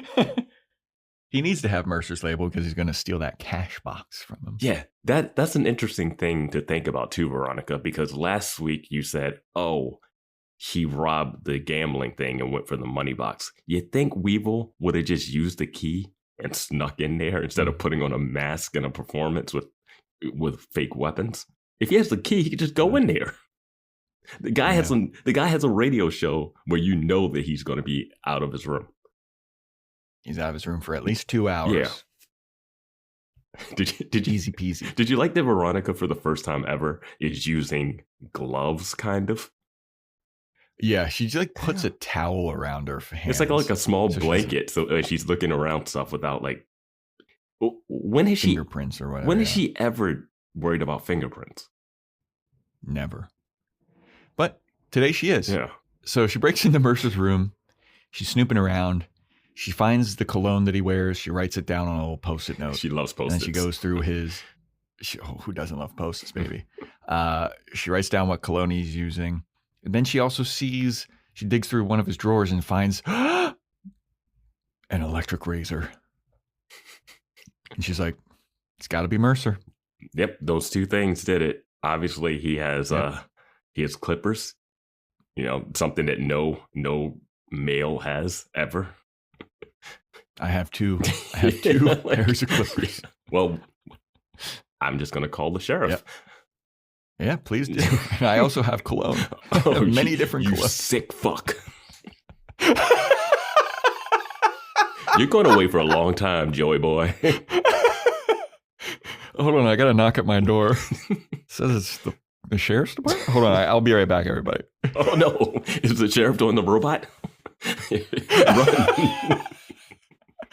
He's going to make you walk down the yellow brick road. No, he just asked me if I know the wizard.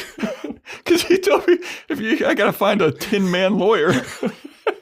Because I'm going away for a long time. At least you get to meet Cliff on your way.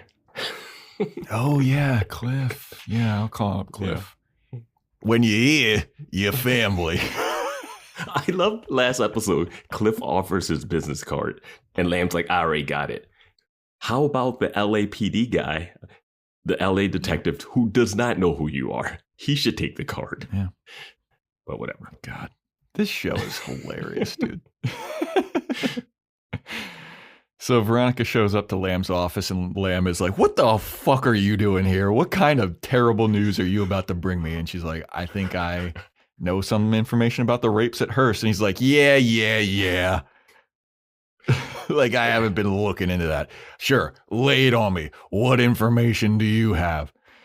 And Veronica's like, well, so I was hanging out with the one girl who was raped. Her name is Parker, and she recognized the cologne of this one guy. And I went to the guy's dorm, and he had the cologne, and they also had clippers. And Lamb is like, well, who was it? And she goes, there's a student named Mercer Hayes. And then Lamb gets all serious. But before he gets serious, he makes some type of like offhanded comment, like dismissing, like, oh, well, this blah, blah, blah, blah, blah. And Veronica says, oh, rape humor. It never gets old. And I thought that might have been the most super meta thing she's ever said. I was like, right? I watched the first episode of this season. You and Mac were like riffing on the girls when they were doing the thing in the quad. Mm-hmm. They were like, oh, women not shutting up. Like they were doing the jokes. Yeah. But now they were riffing, man. But now the sheriff is doing one, which he shouldn't be doing at all, especially in front of Veronica, who with her history and what they know of each other. Yeah. And also it was just weird for her to be like, oh, well, rape humor never gets old. I'm also like, this show keeps doing rapes. So yeah, like is how meta, it's like meta on her, it's meta on the show. Like I'm like, yeah, I'm ready to get done with it. Like instead of having the Lampoon do a bunch of them. Yeah. They literally had an episode where they were doing the jokes. And Veronica was like, I don't find it very funny. But it didn't seem like to bother her. No. She was just like, it's kind of lowbrow, but whatever. And just last week, Veronica got Lamb a perfectly solved case. Yeah. But now he's still just, I don't. Yeah. Yeah. So she's like, it's this student, Mercer Hayes. And then Lamb snaps into sheriff mode. He's like, wait a minute, Mercer Hayes. That's the guy I busted for the illegal gambling thing. And Veronica's like, yeah, that kid. And then Lamb's like, well, that's crazy because when we looked through the money box, we finally got it open. There was $10,000 in there. And then we also found 2 vials of GHB. And Veronica's like, GHB? And he's like, yeah, it's the same drug that the head shaving rapist uses. And Veronica's like, oh, holy shit. That's the same drug that Logan brought to the party that Dick put into the drink to Madison, your girlfriend, Sheriff Lamb, and that I actually drank.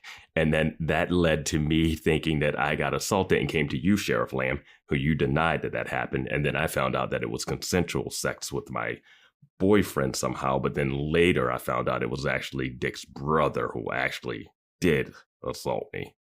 All of that runs through her face as she hears GHB, but not enough that it's just such a, it's just, yeah, that should make you just have to she should just sit on a bench and just stare off into the distance for like 20 minutes every episode.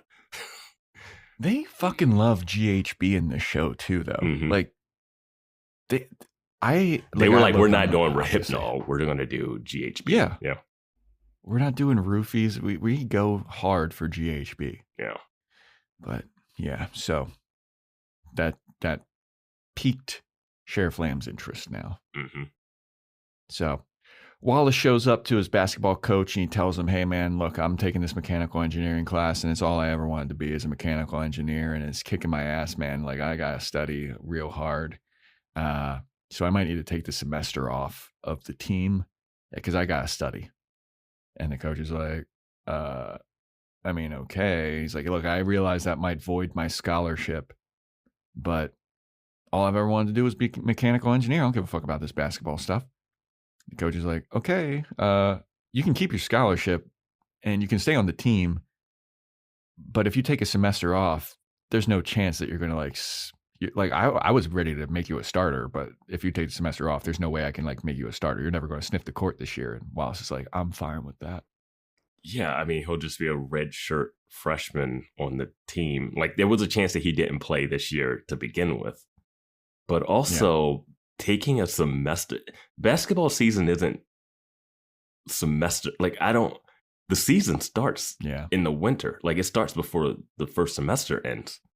Like he's going to have to start traveling with the team. Like they play in different cities and I don't, and this coach is so much more chill than, he's very understanding than Army Hammer's coach was. Oh, that's because Hearst has a fucking incredible football program. Basketball program's a lot more chill. He's like, yeah, you know what? You can keep your scholarship. I'm like, I think you got to play for the scholarship. It was that the whole plot they wanted to get rid of Army Hammer because he was taking a scholarship spot from someone. I mean, it was wild to me that Wallace is like, yeah, you would take away my scholarship. I'm like, you're not going to talk to your mom about this? Like, how are you going to pay for college if you don't have the scholarship? Like, what? Wait a minute. You got to talk to some people about this shit, dude. Also, are you taking any other classes? Because I think all your sociology. I didn't see him take that test with Logan. They're in the same class. Who's in the other TAs? Who's in the other TAs? He failed that test too, obviously. Yeah. But, yeah. So then Veronica got a call from Tina, the front desk girl, that Rory Finch just checked in, made a new reservation in room 906. And Veronica's like, oh, cool. I wrote in my notes, Veronica does not even thank this front desk lady. Nope. Veronica's the worst, dude. She's so fucking rude. But as she's walking to go to room 906, she sees Keith at the bar. She goes up to Keith. Is there no other hotel in this freaking town? There's no other bar, no other restaurant. Nothing else is going on here. Let me go to the lobby of my daughter's boyfriend's hotel. what are you thinking, dude? You're a right. All right. So Veronica goes up to Keith. She's like, hey, what are you doing here? And Keith is like, oh, no, I'm just getting a drink. And then the bartender goes, 2 martinis. And Keith's like, fuck. Yeah. And Veronica's like, 2 martinis, huh? You double fisting? And then she looks over and she sees Harmony sitting at the table. And Veronica's like, Dad, what are you doing? And Keith is like, why don't you mind your own fucking business for once, dude? I'm just here with my friend, my totally consensual, platonic friend, Harmony, who's so hot and has big old mommy milkers. And we used to work, we'd worked on a case together, and her marriage is falling apart, and it's not a big deal. It's nobody. We're just getting a couple. We're just getting a drink. Don't worry about it, Veronica. I swear. And Veronica's like, Dad, I think you know where this is going. And Keith is like, I'm the adult here, Veronica. I think I know more about this stuff than you. Now go to your boyfriend's hotel room and pleasure him. like, go get fucked professionally by your boyfriend. Yeah. Jeez. Like, and Veronica leaves raising her eyebrow. She's like, all right, Dad.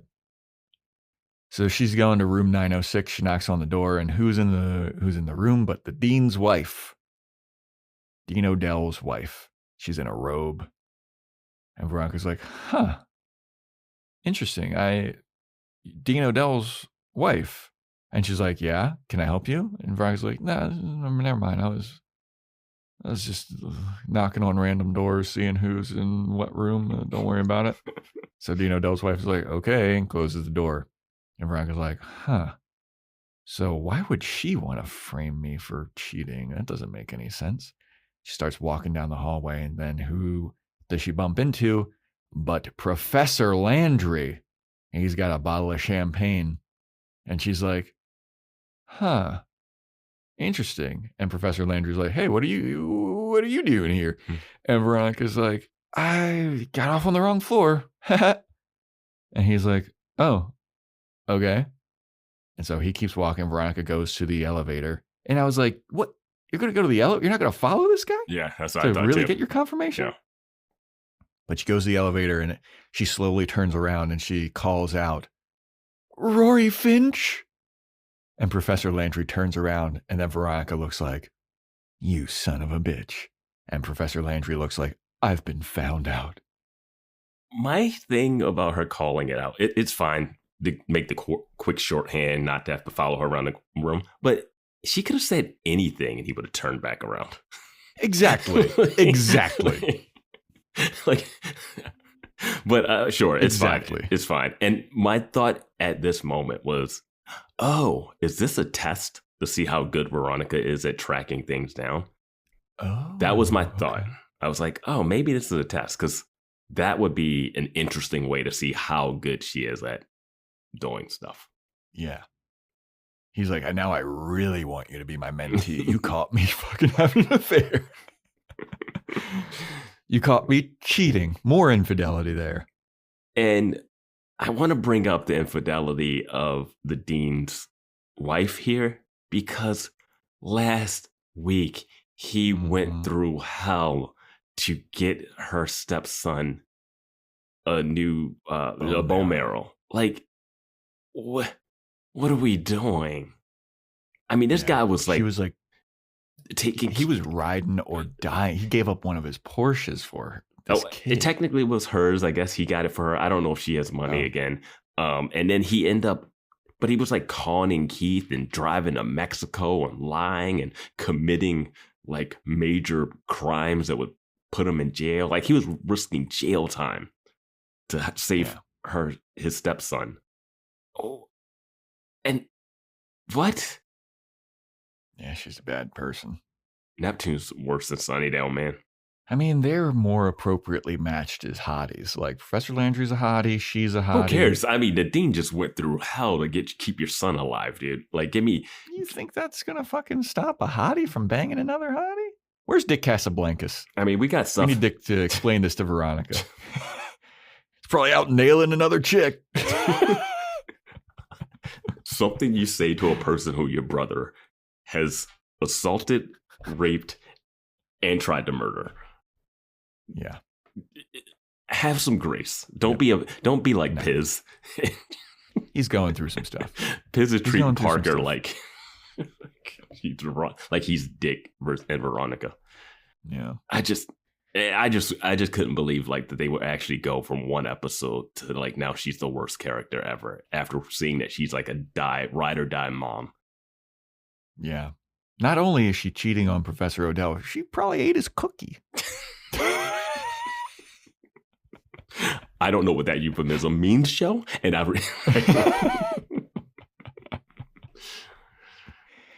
So we go to the bar of the Neptune Grand, and Keith and Harmony are drinking, and Harmony's there like, I really like hanging out with you, Keith. You're so charming, and you're so handsome, and you're such a big, strong daddy. And Keith is like, oh yeah, I enjoy hanging out with you too. This martini's really good. I really like this martini, but I think I should only really have this one if I want to get home safely. And she's like, how about this, Mr. Big Daddy Mars? I got a room here at the Neptune Grand in case, you didn't want to go home. Maybe we could, I don't know, like use the room. And Keith is like, oh God. Oh God. And she's like, yeah, listen, Big Daddy Baldy. I had a thought the other day about my husband and how we're just roommates and we're just together for logistics. And it made me want to not live my life with regrets. And I don't want to live a life of regret. And I want you. I want you, Big Daddy Baldy. I want you in that Neptune Grand room. And I don't want to live life with regrets.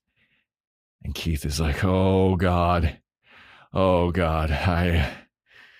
Harmony, as much as I want to take you up into that room and give you a Big Daddy Baldy ride, I don't think that's such a good idea, babe. As much as I want to, I don't want to live a life of regrets.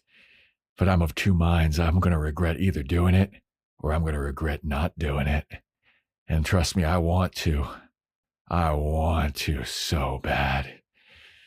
But I think I can't. I'm sorry, I have to go. And Harmon's like, no, I get it. You're a man of honor. Of course you wouldn't do that. I feel I'm such a low scumbag, Keith. So terrible. Of course, a man of honor like yourself, this seedy private detective who breaks in and impersonates federal agents. Of course you're a man of honor. You have a great daughter. Why would you allow this? I'm such a fool. And Keith is like, no, you're not a fool, babe. Just right place, wrong time. Here's looking at you, kid. He walks away. And she's like, I'll drink both martinis. God damn it. Why does such a charming and handsome man have to come into my life right now? He never brings up the question that I wanted to ask of, are you planning on getting separated? Like, are you planning to end things? Like, he didn't even put that out there. Like, hey, if you weren't with your husband, you could have all of this right here would be yours. If you just, I got a lawyer, we can get this. Hey, you know what? If you post an ad in the paper, if you can't find them for 30 days, it nullifies. I trust me, when I got rid of my wife, I was trying to I just put a missing person in there for 30 days. And then Veronica found out and tracked down my ex-wife. Or stupid dog. Yeah, found my fucking wife. Just cock blocking me, man. I was trying to bang her friend's mom. So trying to bang the guidance counselor at her school and she's fucking being so yeah, that never comes up whether or not she's planning on if this will just be a fair thing. Oh, but if this went down, which does it? Who knows? Yeah. I don't know. But a month from now, Keith is going to be like, what happened to you divorcing? You made promises to me, Harmony. Yeah. You made promises to me. But there are no promises yet. There's nothing that she says seems like she's ever going to leave this marriage. So this is just you're going to have an affair in the smallest town ever, in the most populated hotel full of people that all know each other. Like, the epicenter of Neptune, California. It's the equivalent. The Grand. It's the equivalent of being on a cruise and having affairs on a cruise where everyone eats at the same buffet for 3 meals straight. Yes. Like, what are you doing? Yeah. So we then have Keith leaving the Neptune Grand. He's driving home and he's kicking himself. He's like, God damn it, I can't believe I turned down that hottie. God, what a life. And he's in the middle of an intersection trying to make a left turn or something. It's weird, man. And he just gets, there's like, no, I went back. I had to rewind this when it happened. I had to go back because I was like really confused as to what was going on here. Yeah. But he's in the middle of the intersection. It's like a 4-way stop. He's trying to make a left turn. I guess he's waiting for the one car to go. But another car comes, blows past the stop sign, just T-bones the fuck out of Keith's car.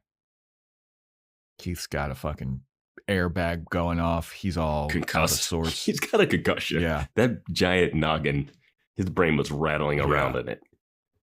I mean, the fucking windows blew out. Like, he's in rough shape. That car fucked his shit up. He was hit by like a SUV truck type thing. No, like a pickup truck. Yeah, like it's the truck that rams them. Yeah, and like it rams him on the driver's side. Yeah, and it's like it doesn't hit like the passenger side, the driver's side door. It's like more the front of the car that was like way like the wheel that was way too far out in the They do a bad job of setting up what this intersection looked like because I thought Keith had like lost his mind and drove into the middle of the intersection. Like it didn't have that like, oh, I'm leaning forward so I can make a left once another car stops going through. Yeah. And when he gets T-boned, So the driver of the truck gets out and he's like, oh my God, I'm so sorry. I didn't see that stop sign. I'm so sorry. Let me get you some help. Let me call somebody and blah, blah, blah. There's a car behind Keith that's like, they got out to be like, hey, we witnessed all this. And Keith just starts laughing. He's like, of course. Good guy Keith doesn't fuck the married lady and he gets into a fucking T-bone car accident. Isn't this just my life? When this was happening though, I was just like, this is so random. It was so like a hat on a hat situation for what they were talking about. And it's like no scene between it to like give it a little bit of space. It's like he goes from there, gets in the accident, a major accident that would take hours of like cops showing up, insurance, tow trucks. How are you going to get? It's so much that would happen in an accident like this. But what happened was that guy gets out of the car and goes around to him. I'm like, oh shit, this is the Liam Fitzpatrick payoff. Like this is like something. This was an on purpose accident or something. I was like, it has to be. I was like, this doesn't feel like this can't just be an accident. Yeah, yet it was. It's the husband who hired Vinnie Van Lowe to investigate. I thought it was something. I thought it was it was going to lead to something. No, this is just a generic accident. Random accident with a good guy. The guy is like, oh my God, I'm so sorry. Let me help you. Is Liam Fitzpatrick going to fit back into this season? Is that it? Who knows? I think that's it. But this car accident makes something click in Keith's concussed brain. Yeah. I hate this. Like, I hate this so much. I could have died in that car accident. I got just fucked up. You know what? I'm going to live my life with no regrets. I'm going back to the Neptune Grand. I'm going to fuck Harmony. So he does. He goes back. He knocks on the door and they just start fucking violently making out. And boo. Boo. Yeah. Boo to this. This is the most forced way to get him to come around.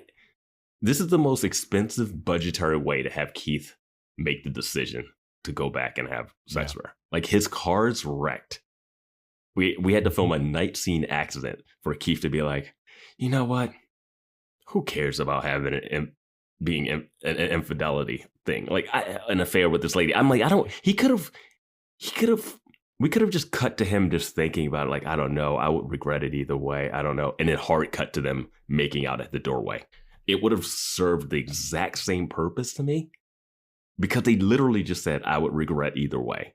the accident doesn't make it like, oh, I have to sleep with her now. I almost died. He doesn't think about his daughter. He doesn't think about any of that. Like, he just thinks, well, I almost didn't have sex this one time with this one lady. I just... Right. Damn. I'm going to die without getting my dick wet. Yeah. Not today. Not today. I just, it's too forced. It's too much of a big thing to give Keith an out for, like, yeah, do it, man. You almost died. Nah, you know what would have been better? He calls a cab to go back to the Neptune Grand. The cab gets T-boned. He's like, "You're right. I shouldn't do it." Yeah, he keeps getting accidents back and forth. And he's like, "That would be awesome. Shouldn't do it. Fuck, I shouldn't do it." Okay. Yeah, this is a sign. Right, I'm gonna go home. This is a sign I did not fuck the married lady. I investigated her husband. He's a great guy. Yeah. Why am I doing this? I gotta go back. I gotta go back home. Yeah. Maybe I shouldn't have fired Weevil for punching a child abuser. That guy Weevil had some promise. Yeah, I'm living a whole lot of regrets in my life, actually. and then he somehow just knows which room she's in. What did he pull? Yeah, the hotel's not supposed to give the room numbers away like they do with. He asked Veronica to set him up with Tina to give her the information. She's like, why do you need Harmony's room number? Nothing, Veronica. Nah, Keith shows up to room 906 and they DP the dean's wife together. Him and Professor Landry. Just spit roaster. Yeah. High-fiving Eiffel Tower. Yeah. Eiffel Towering with Professor Landry. Yeah. And then Harmony's on the outside in the cuck chair.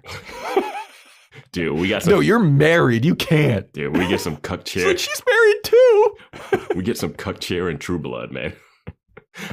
Boy, do we. Boy, oh boy. Boy, do we. Yeah. So Keith goes to hook up with Harmony, and then we cut to the next morning. Veronica's making breakfast for everybody. She's like, "Dad, breakfast is ready. Dad, where are you?" She goes to his room, opens the door. He's not there. He's got a perfectly made bed. And then so she turns and she looks and she's like, "Oh no. You dog. How dare you? I know where you are. I know what you're up to." So I feel like there's a lot of times where they don't even know if he's home or not. Like they don't have a normal schedule. No, he's always out, like doing some kind of stakeout or something. Or she sleeps over at one of her friends. I guess she only sleeps over at Logan's place, but she's hardly around too. Yeah. So Veronica then goes to Foyle's office and she gives him the proof that she didn't cheat. She didn't plagiarize her paper. And then she's like, "So why did you want me? You wanted me to do this. Why did you want me to follow this trail to Rory Finch? Why did you want me to find out about Landry and his affairs?" And Foyle's basically like, "Well, because before you, I was his star pupil. And he liked me. And then all of a sudden you come around and Professor Landry's all goo goo gaga over Veronica Mars because of one test that you got an A on. And you Googled the answer to the one thing and you broke my record by 10 minutes. And all of a sudden Professor Landry's so obsessed with you. And I just wanted to show you that he's not that great of a guy. He's sleeping with the dean's wife. And I wanted to show you. And this isn't the first time. He's fucked a lot of chicks during his tenure here, and I know about all of them. I got videotapes, and I watch them every night, and I've been jerking off. And I just wanted to show you that he's not that great of a guy, and if you're going to be allowing him to be your faculty advisor, I just thought that that's something that you should know. And Veronica's like, "Okay, dude, how about you, like, what if we just like didn't do that though? Like, what is this mustache twirling shit that you're doing with your fucking awful wig?" I had a weird reaction to Veronica's comeback to that. I would think someone that's been through what she's been through, the sexual assault stuff, the multiple people, older men treating her like shit, trying to get one over on her, that she would have a little bit of, I know Foyle like lays in like the weird jealousy part at the beginning, which is like misleading, but not I don't know. He's just it's playing both sides for some reason. But when he says, I wanted you to know who the teacher really was, Veronica should be like, I don't like the way you did it, but thank you. That's what I'm thinking. Like, you do. Yeah, but instead, she's like, hey, do me a favor. Don't do me any more favors. And I'm like, you did not need to go through another half of a season dealing with this older gentleman that you like looked up to only to find out that he's a fucking monster that you find out later. Like, he saved you so much time and angst and trauma because you eventually would have figured it out. He might have put his hand on your knee or something, and you would have been in a weird position of like, oh my God, this teacher's now like hitting. I mean, she literally went through this with Adam Scott. Remember the high school guy? That's what I'm saying. This is the same road. I get like, I mean, Principal Clemens literally did this to her. He literally had her look into her mom's past to find out that Trina was like the other principal's like illegitimate child so that he could become principal. She was still cool with Clemens after that. What Foyle is doing is just being like, this is the guy.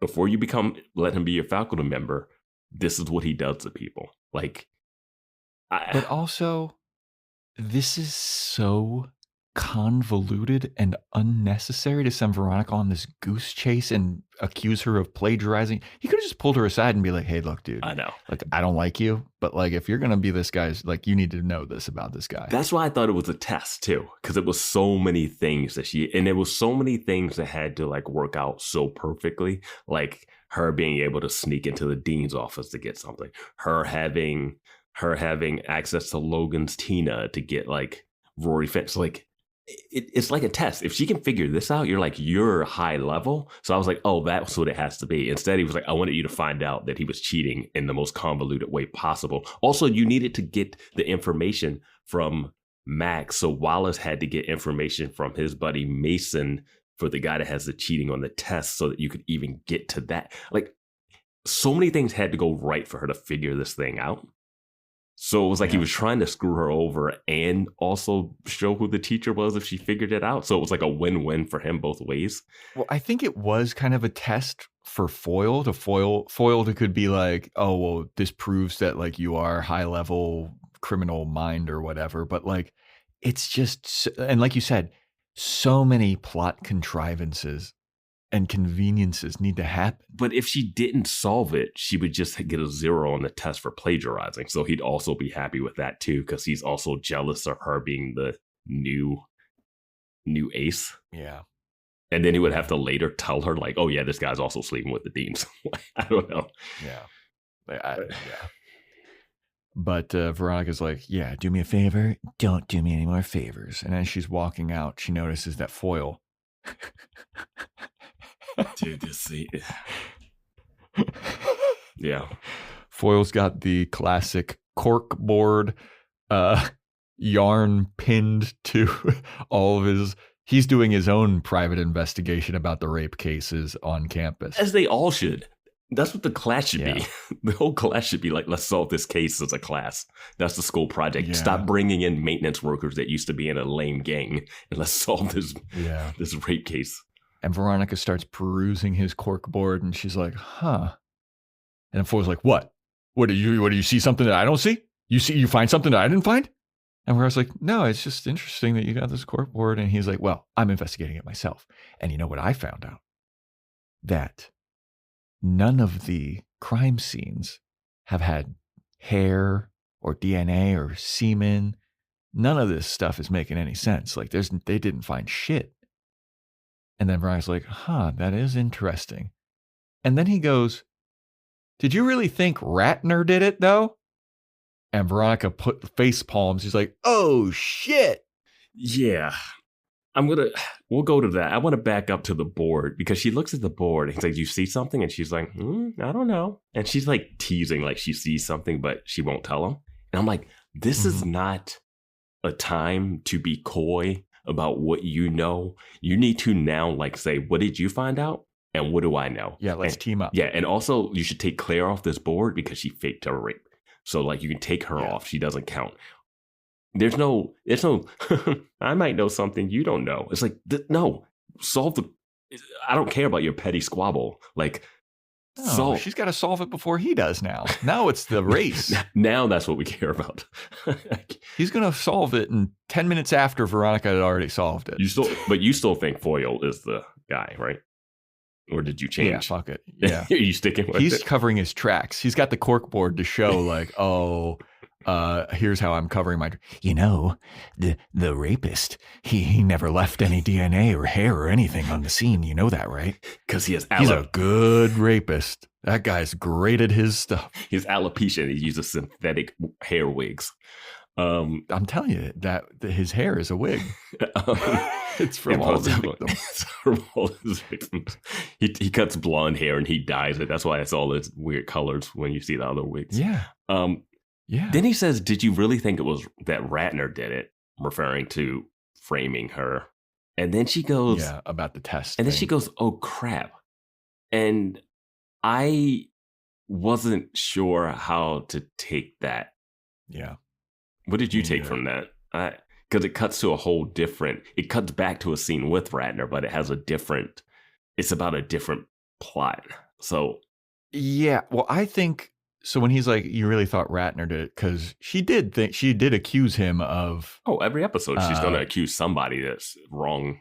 But then also it's like, how did Foyle learn about that? Was he like following Veronica? And like, did he bug Veronica to see her accuse Ratner of like making her plagiarize the test or whatever? I have no idea. Because Ratner did say he's the one that ratted her out. So it's not like... Yeah. That, but she never thought that he plagiarized. She didn't think about it. She didn't really accuse him until she saw him at the hotel. But it's also like, what a loser to be like looking up, like trying to find out that Veronica plagiarized this test unless Foyle tipped him off. No, because he hated her because she looks down on the little people. So he would go through all this effort to like look up her test and like copy and paste it into some kind of database to see if she plagiarized something. Yeah, that wouldn't take that long. That would take so long. It's not worth that effort, man. I would just hate silently. Spitting all of her boyfriend's food. I don't understand why Veronica reacts like, oh crap, though. Well, because I think that she planted... So Ratner is like being found that he's like stealing a bunch of soap or something in his car, and the rest of the hotel security is like at his car, and he's like, wait, no, I didn't do that. Oh, is that what was in his trunk? I couldn't tell. I thought it was like the GHB. I thought it was a trunk full of GHB or something. I don't know. So I thought it was like he was stealing towels and soaps from the hotel. Oh. And Veronica planted that in his car. Oh, is that what's happening here? I guess that makes more sense to crap. That doesn't seem like a Veronica move. Wait, so Veronica's going to get a guy who said, oh, you look down on the little people. She's going to get him fired from the job he worked at for 2 years because of the plate. Yeah. Wow, that's real. I hope the next if that's the case, if she did put soap and try to get him fired from that, because it's like hotel security looking in the trunk. Yeah. If that's the case, then next episodes just start with her apologizing on bended knee.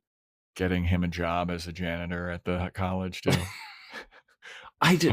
Yeah, dude, that's a real dick move on her part. Like, I could be wrong. No, too. you might I've be been wrong many a times. You might be more right. I was just like, that's what I thought was happening.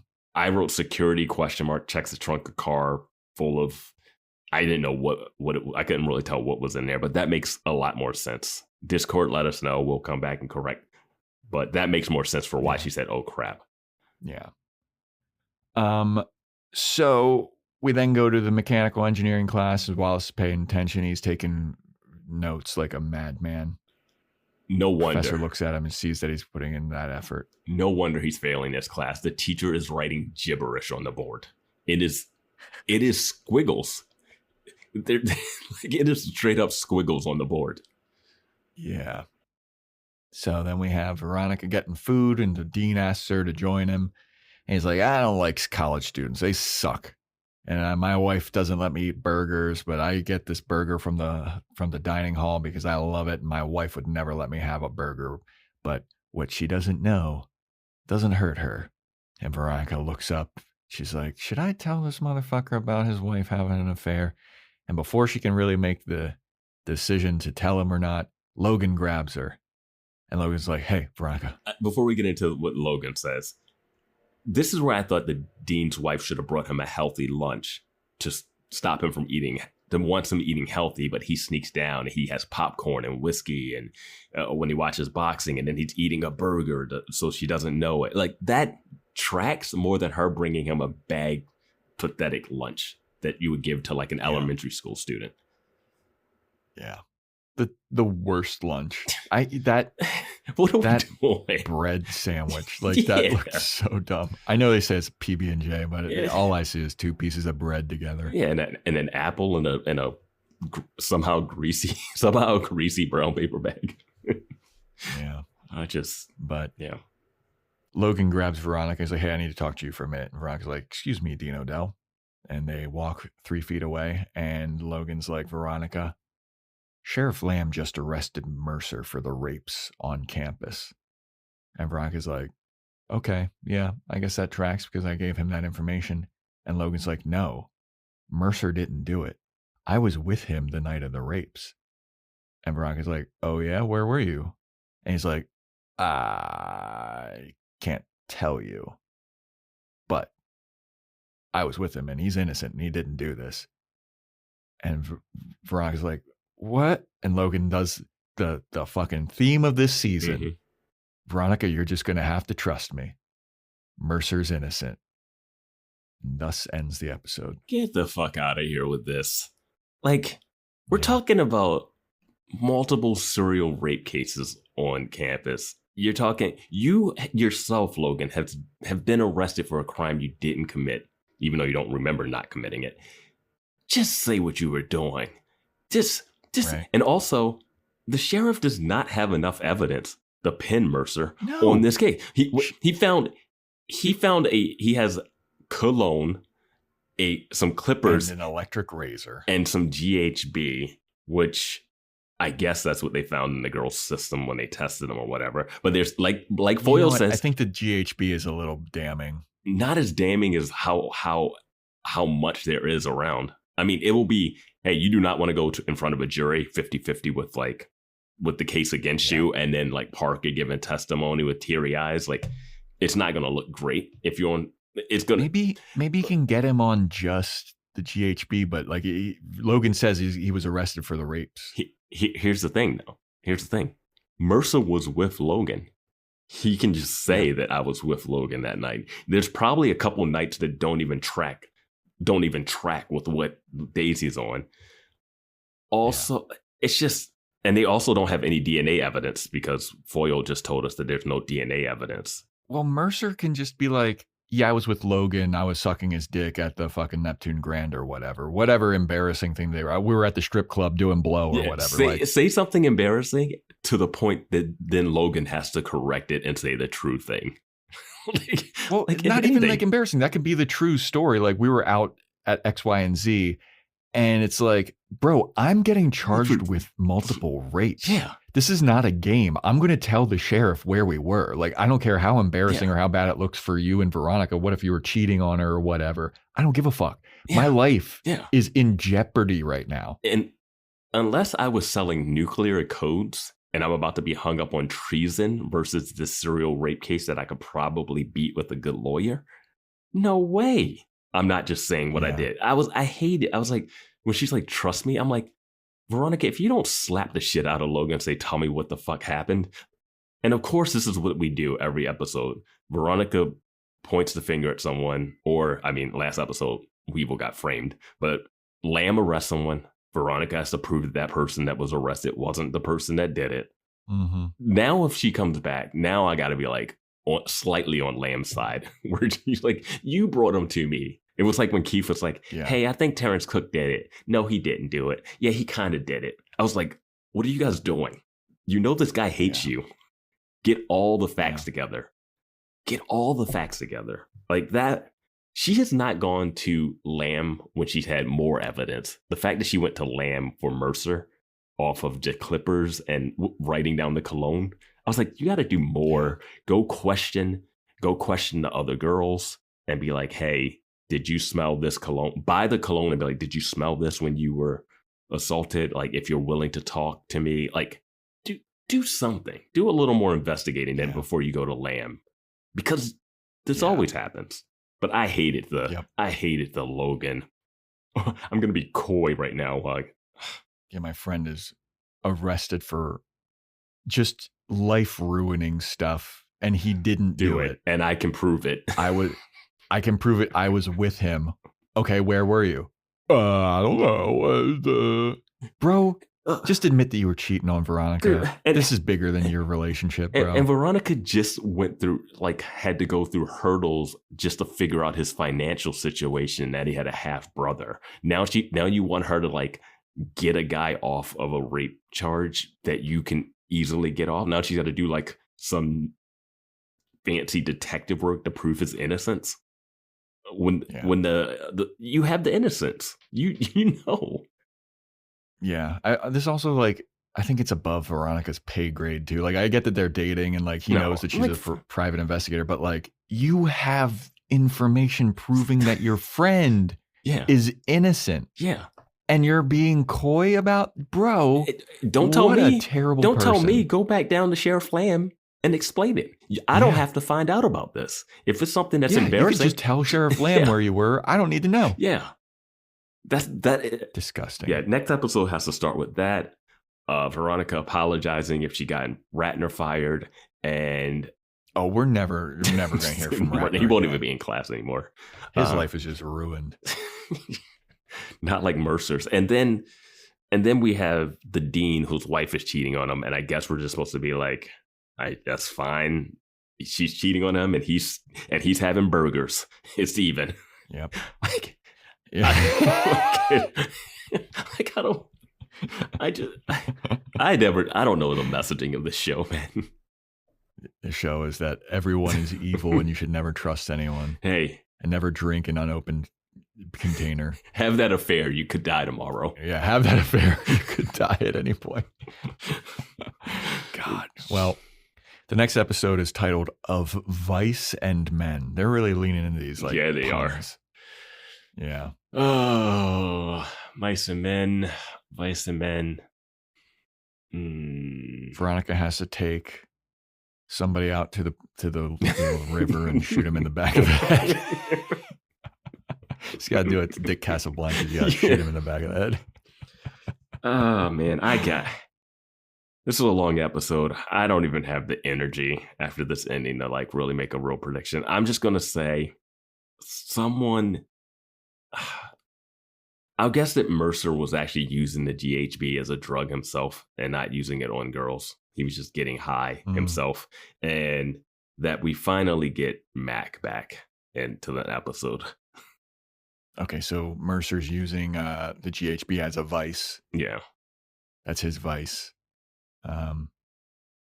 Yeah, all right. Yeah, that's good. I'm sticking with Veronica has to shoot Dick Casablancas in the back of the head by the river. I do love your prediction this season. The zombie rapist is still out there.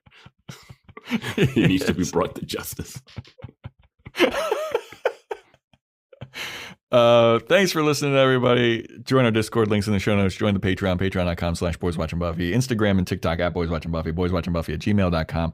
If you want to shout out, you know what to do at this point. If you don't know, just listen to one of the other episodes. And stay tuned next time for when we talk about Of Vice and Men.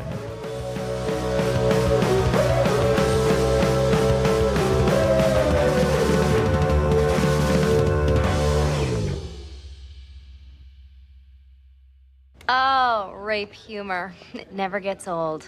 This President's Day, upgrade the look of your home without breaking your budget. Save up to 50% site-wide on new window treatments at Blinds.com. Blinds.com makes it easy with free virtual consultations on your schedule and samples delivered to your door fast and free. With over 25 million windows covered and a 100% satisfaction guarantee, you can count on Blinds.com to deliver results you'll love. Shop up to 50% off site-wide plus a free professional measure during the President's Day mega sale happening right now at Blinds.com. Terms apply. Seltzer Kings. Podcasts.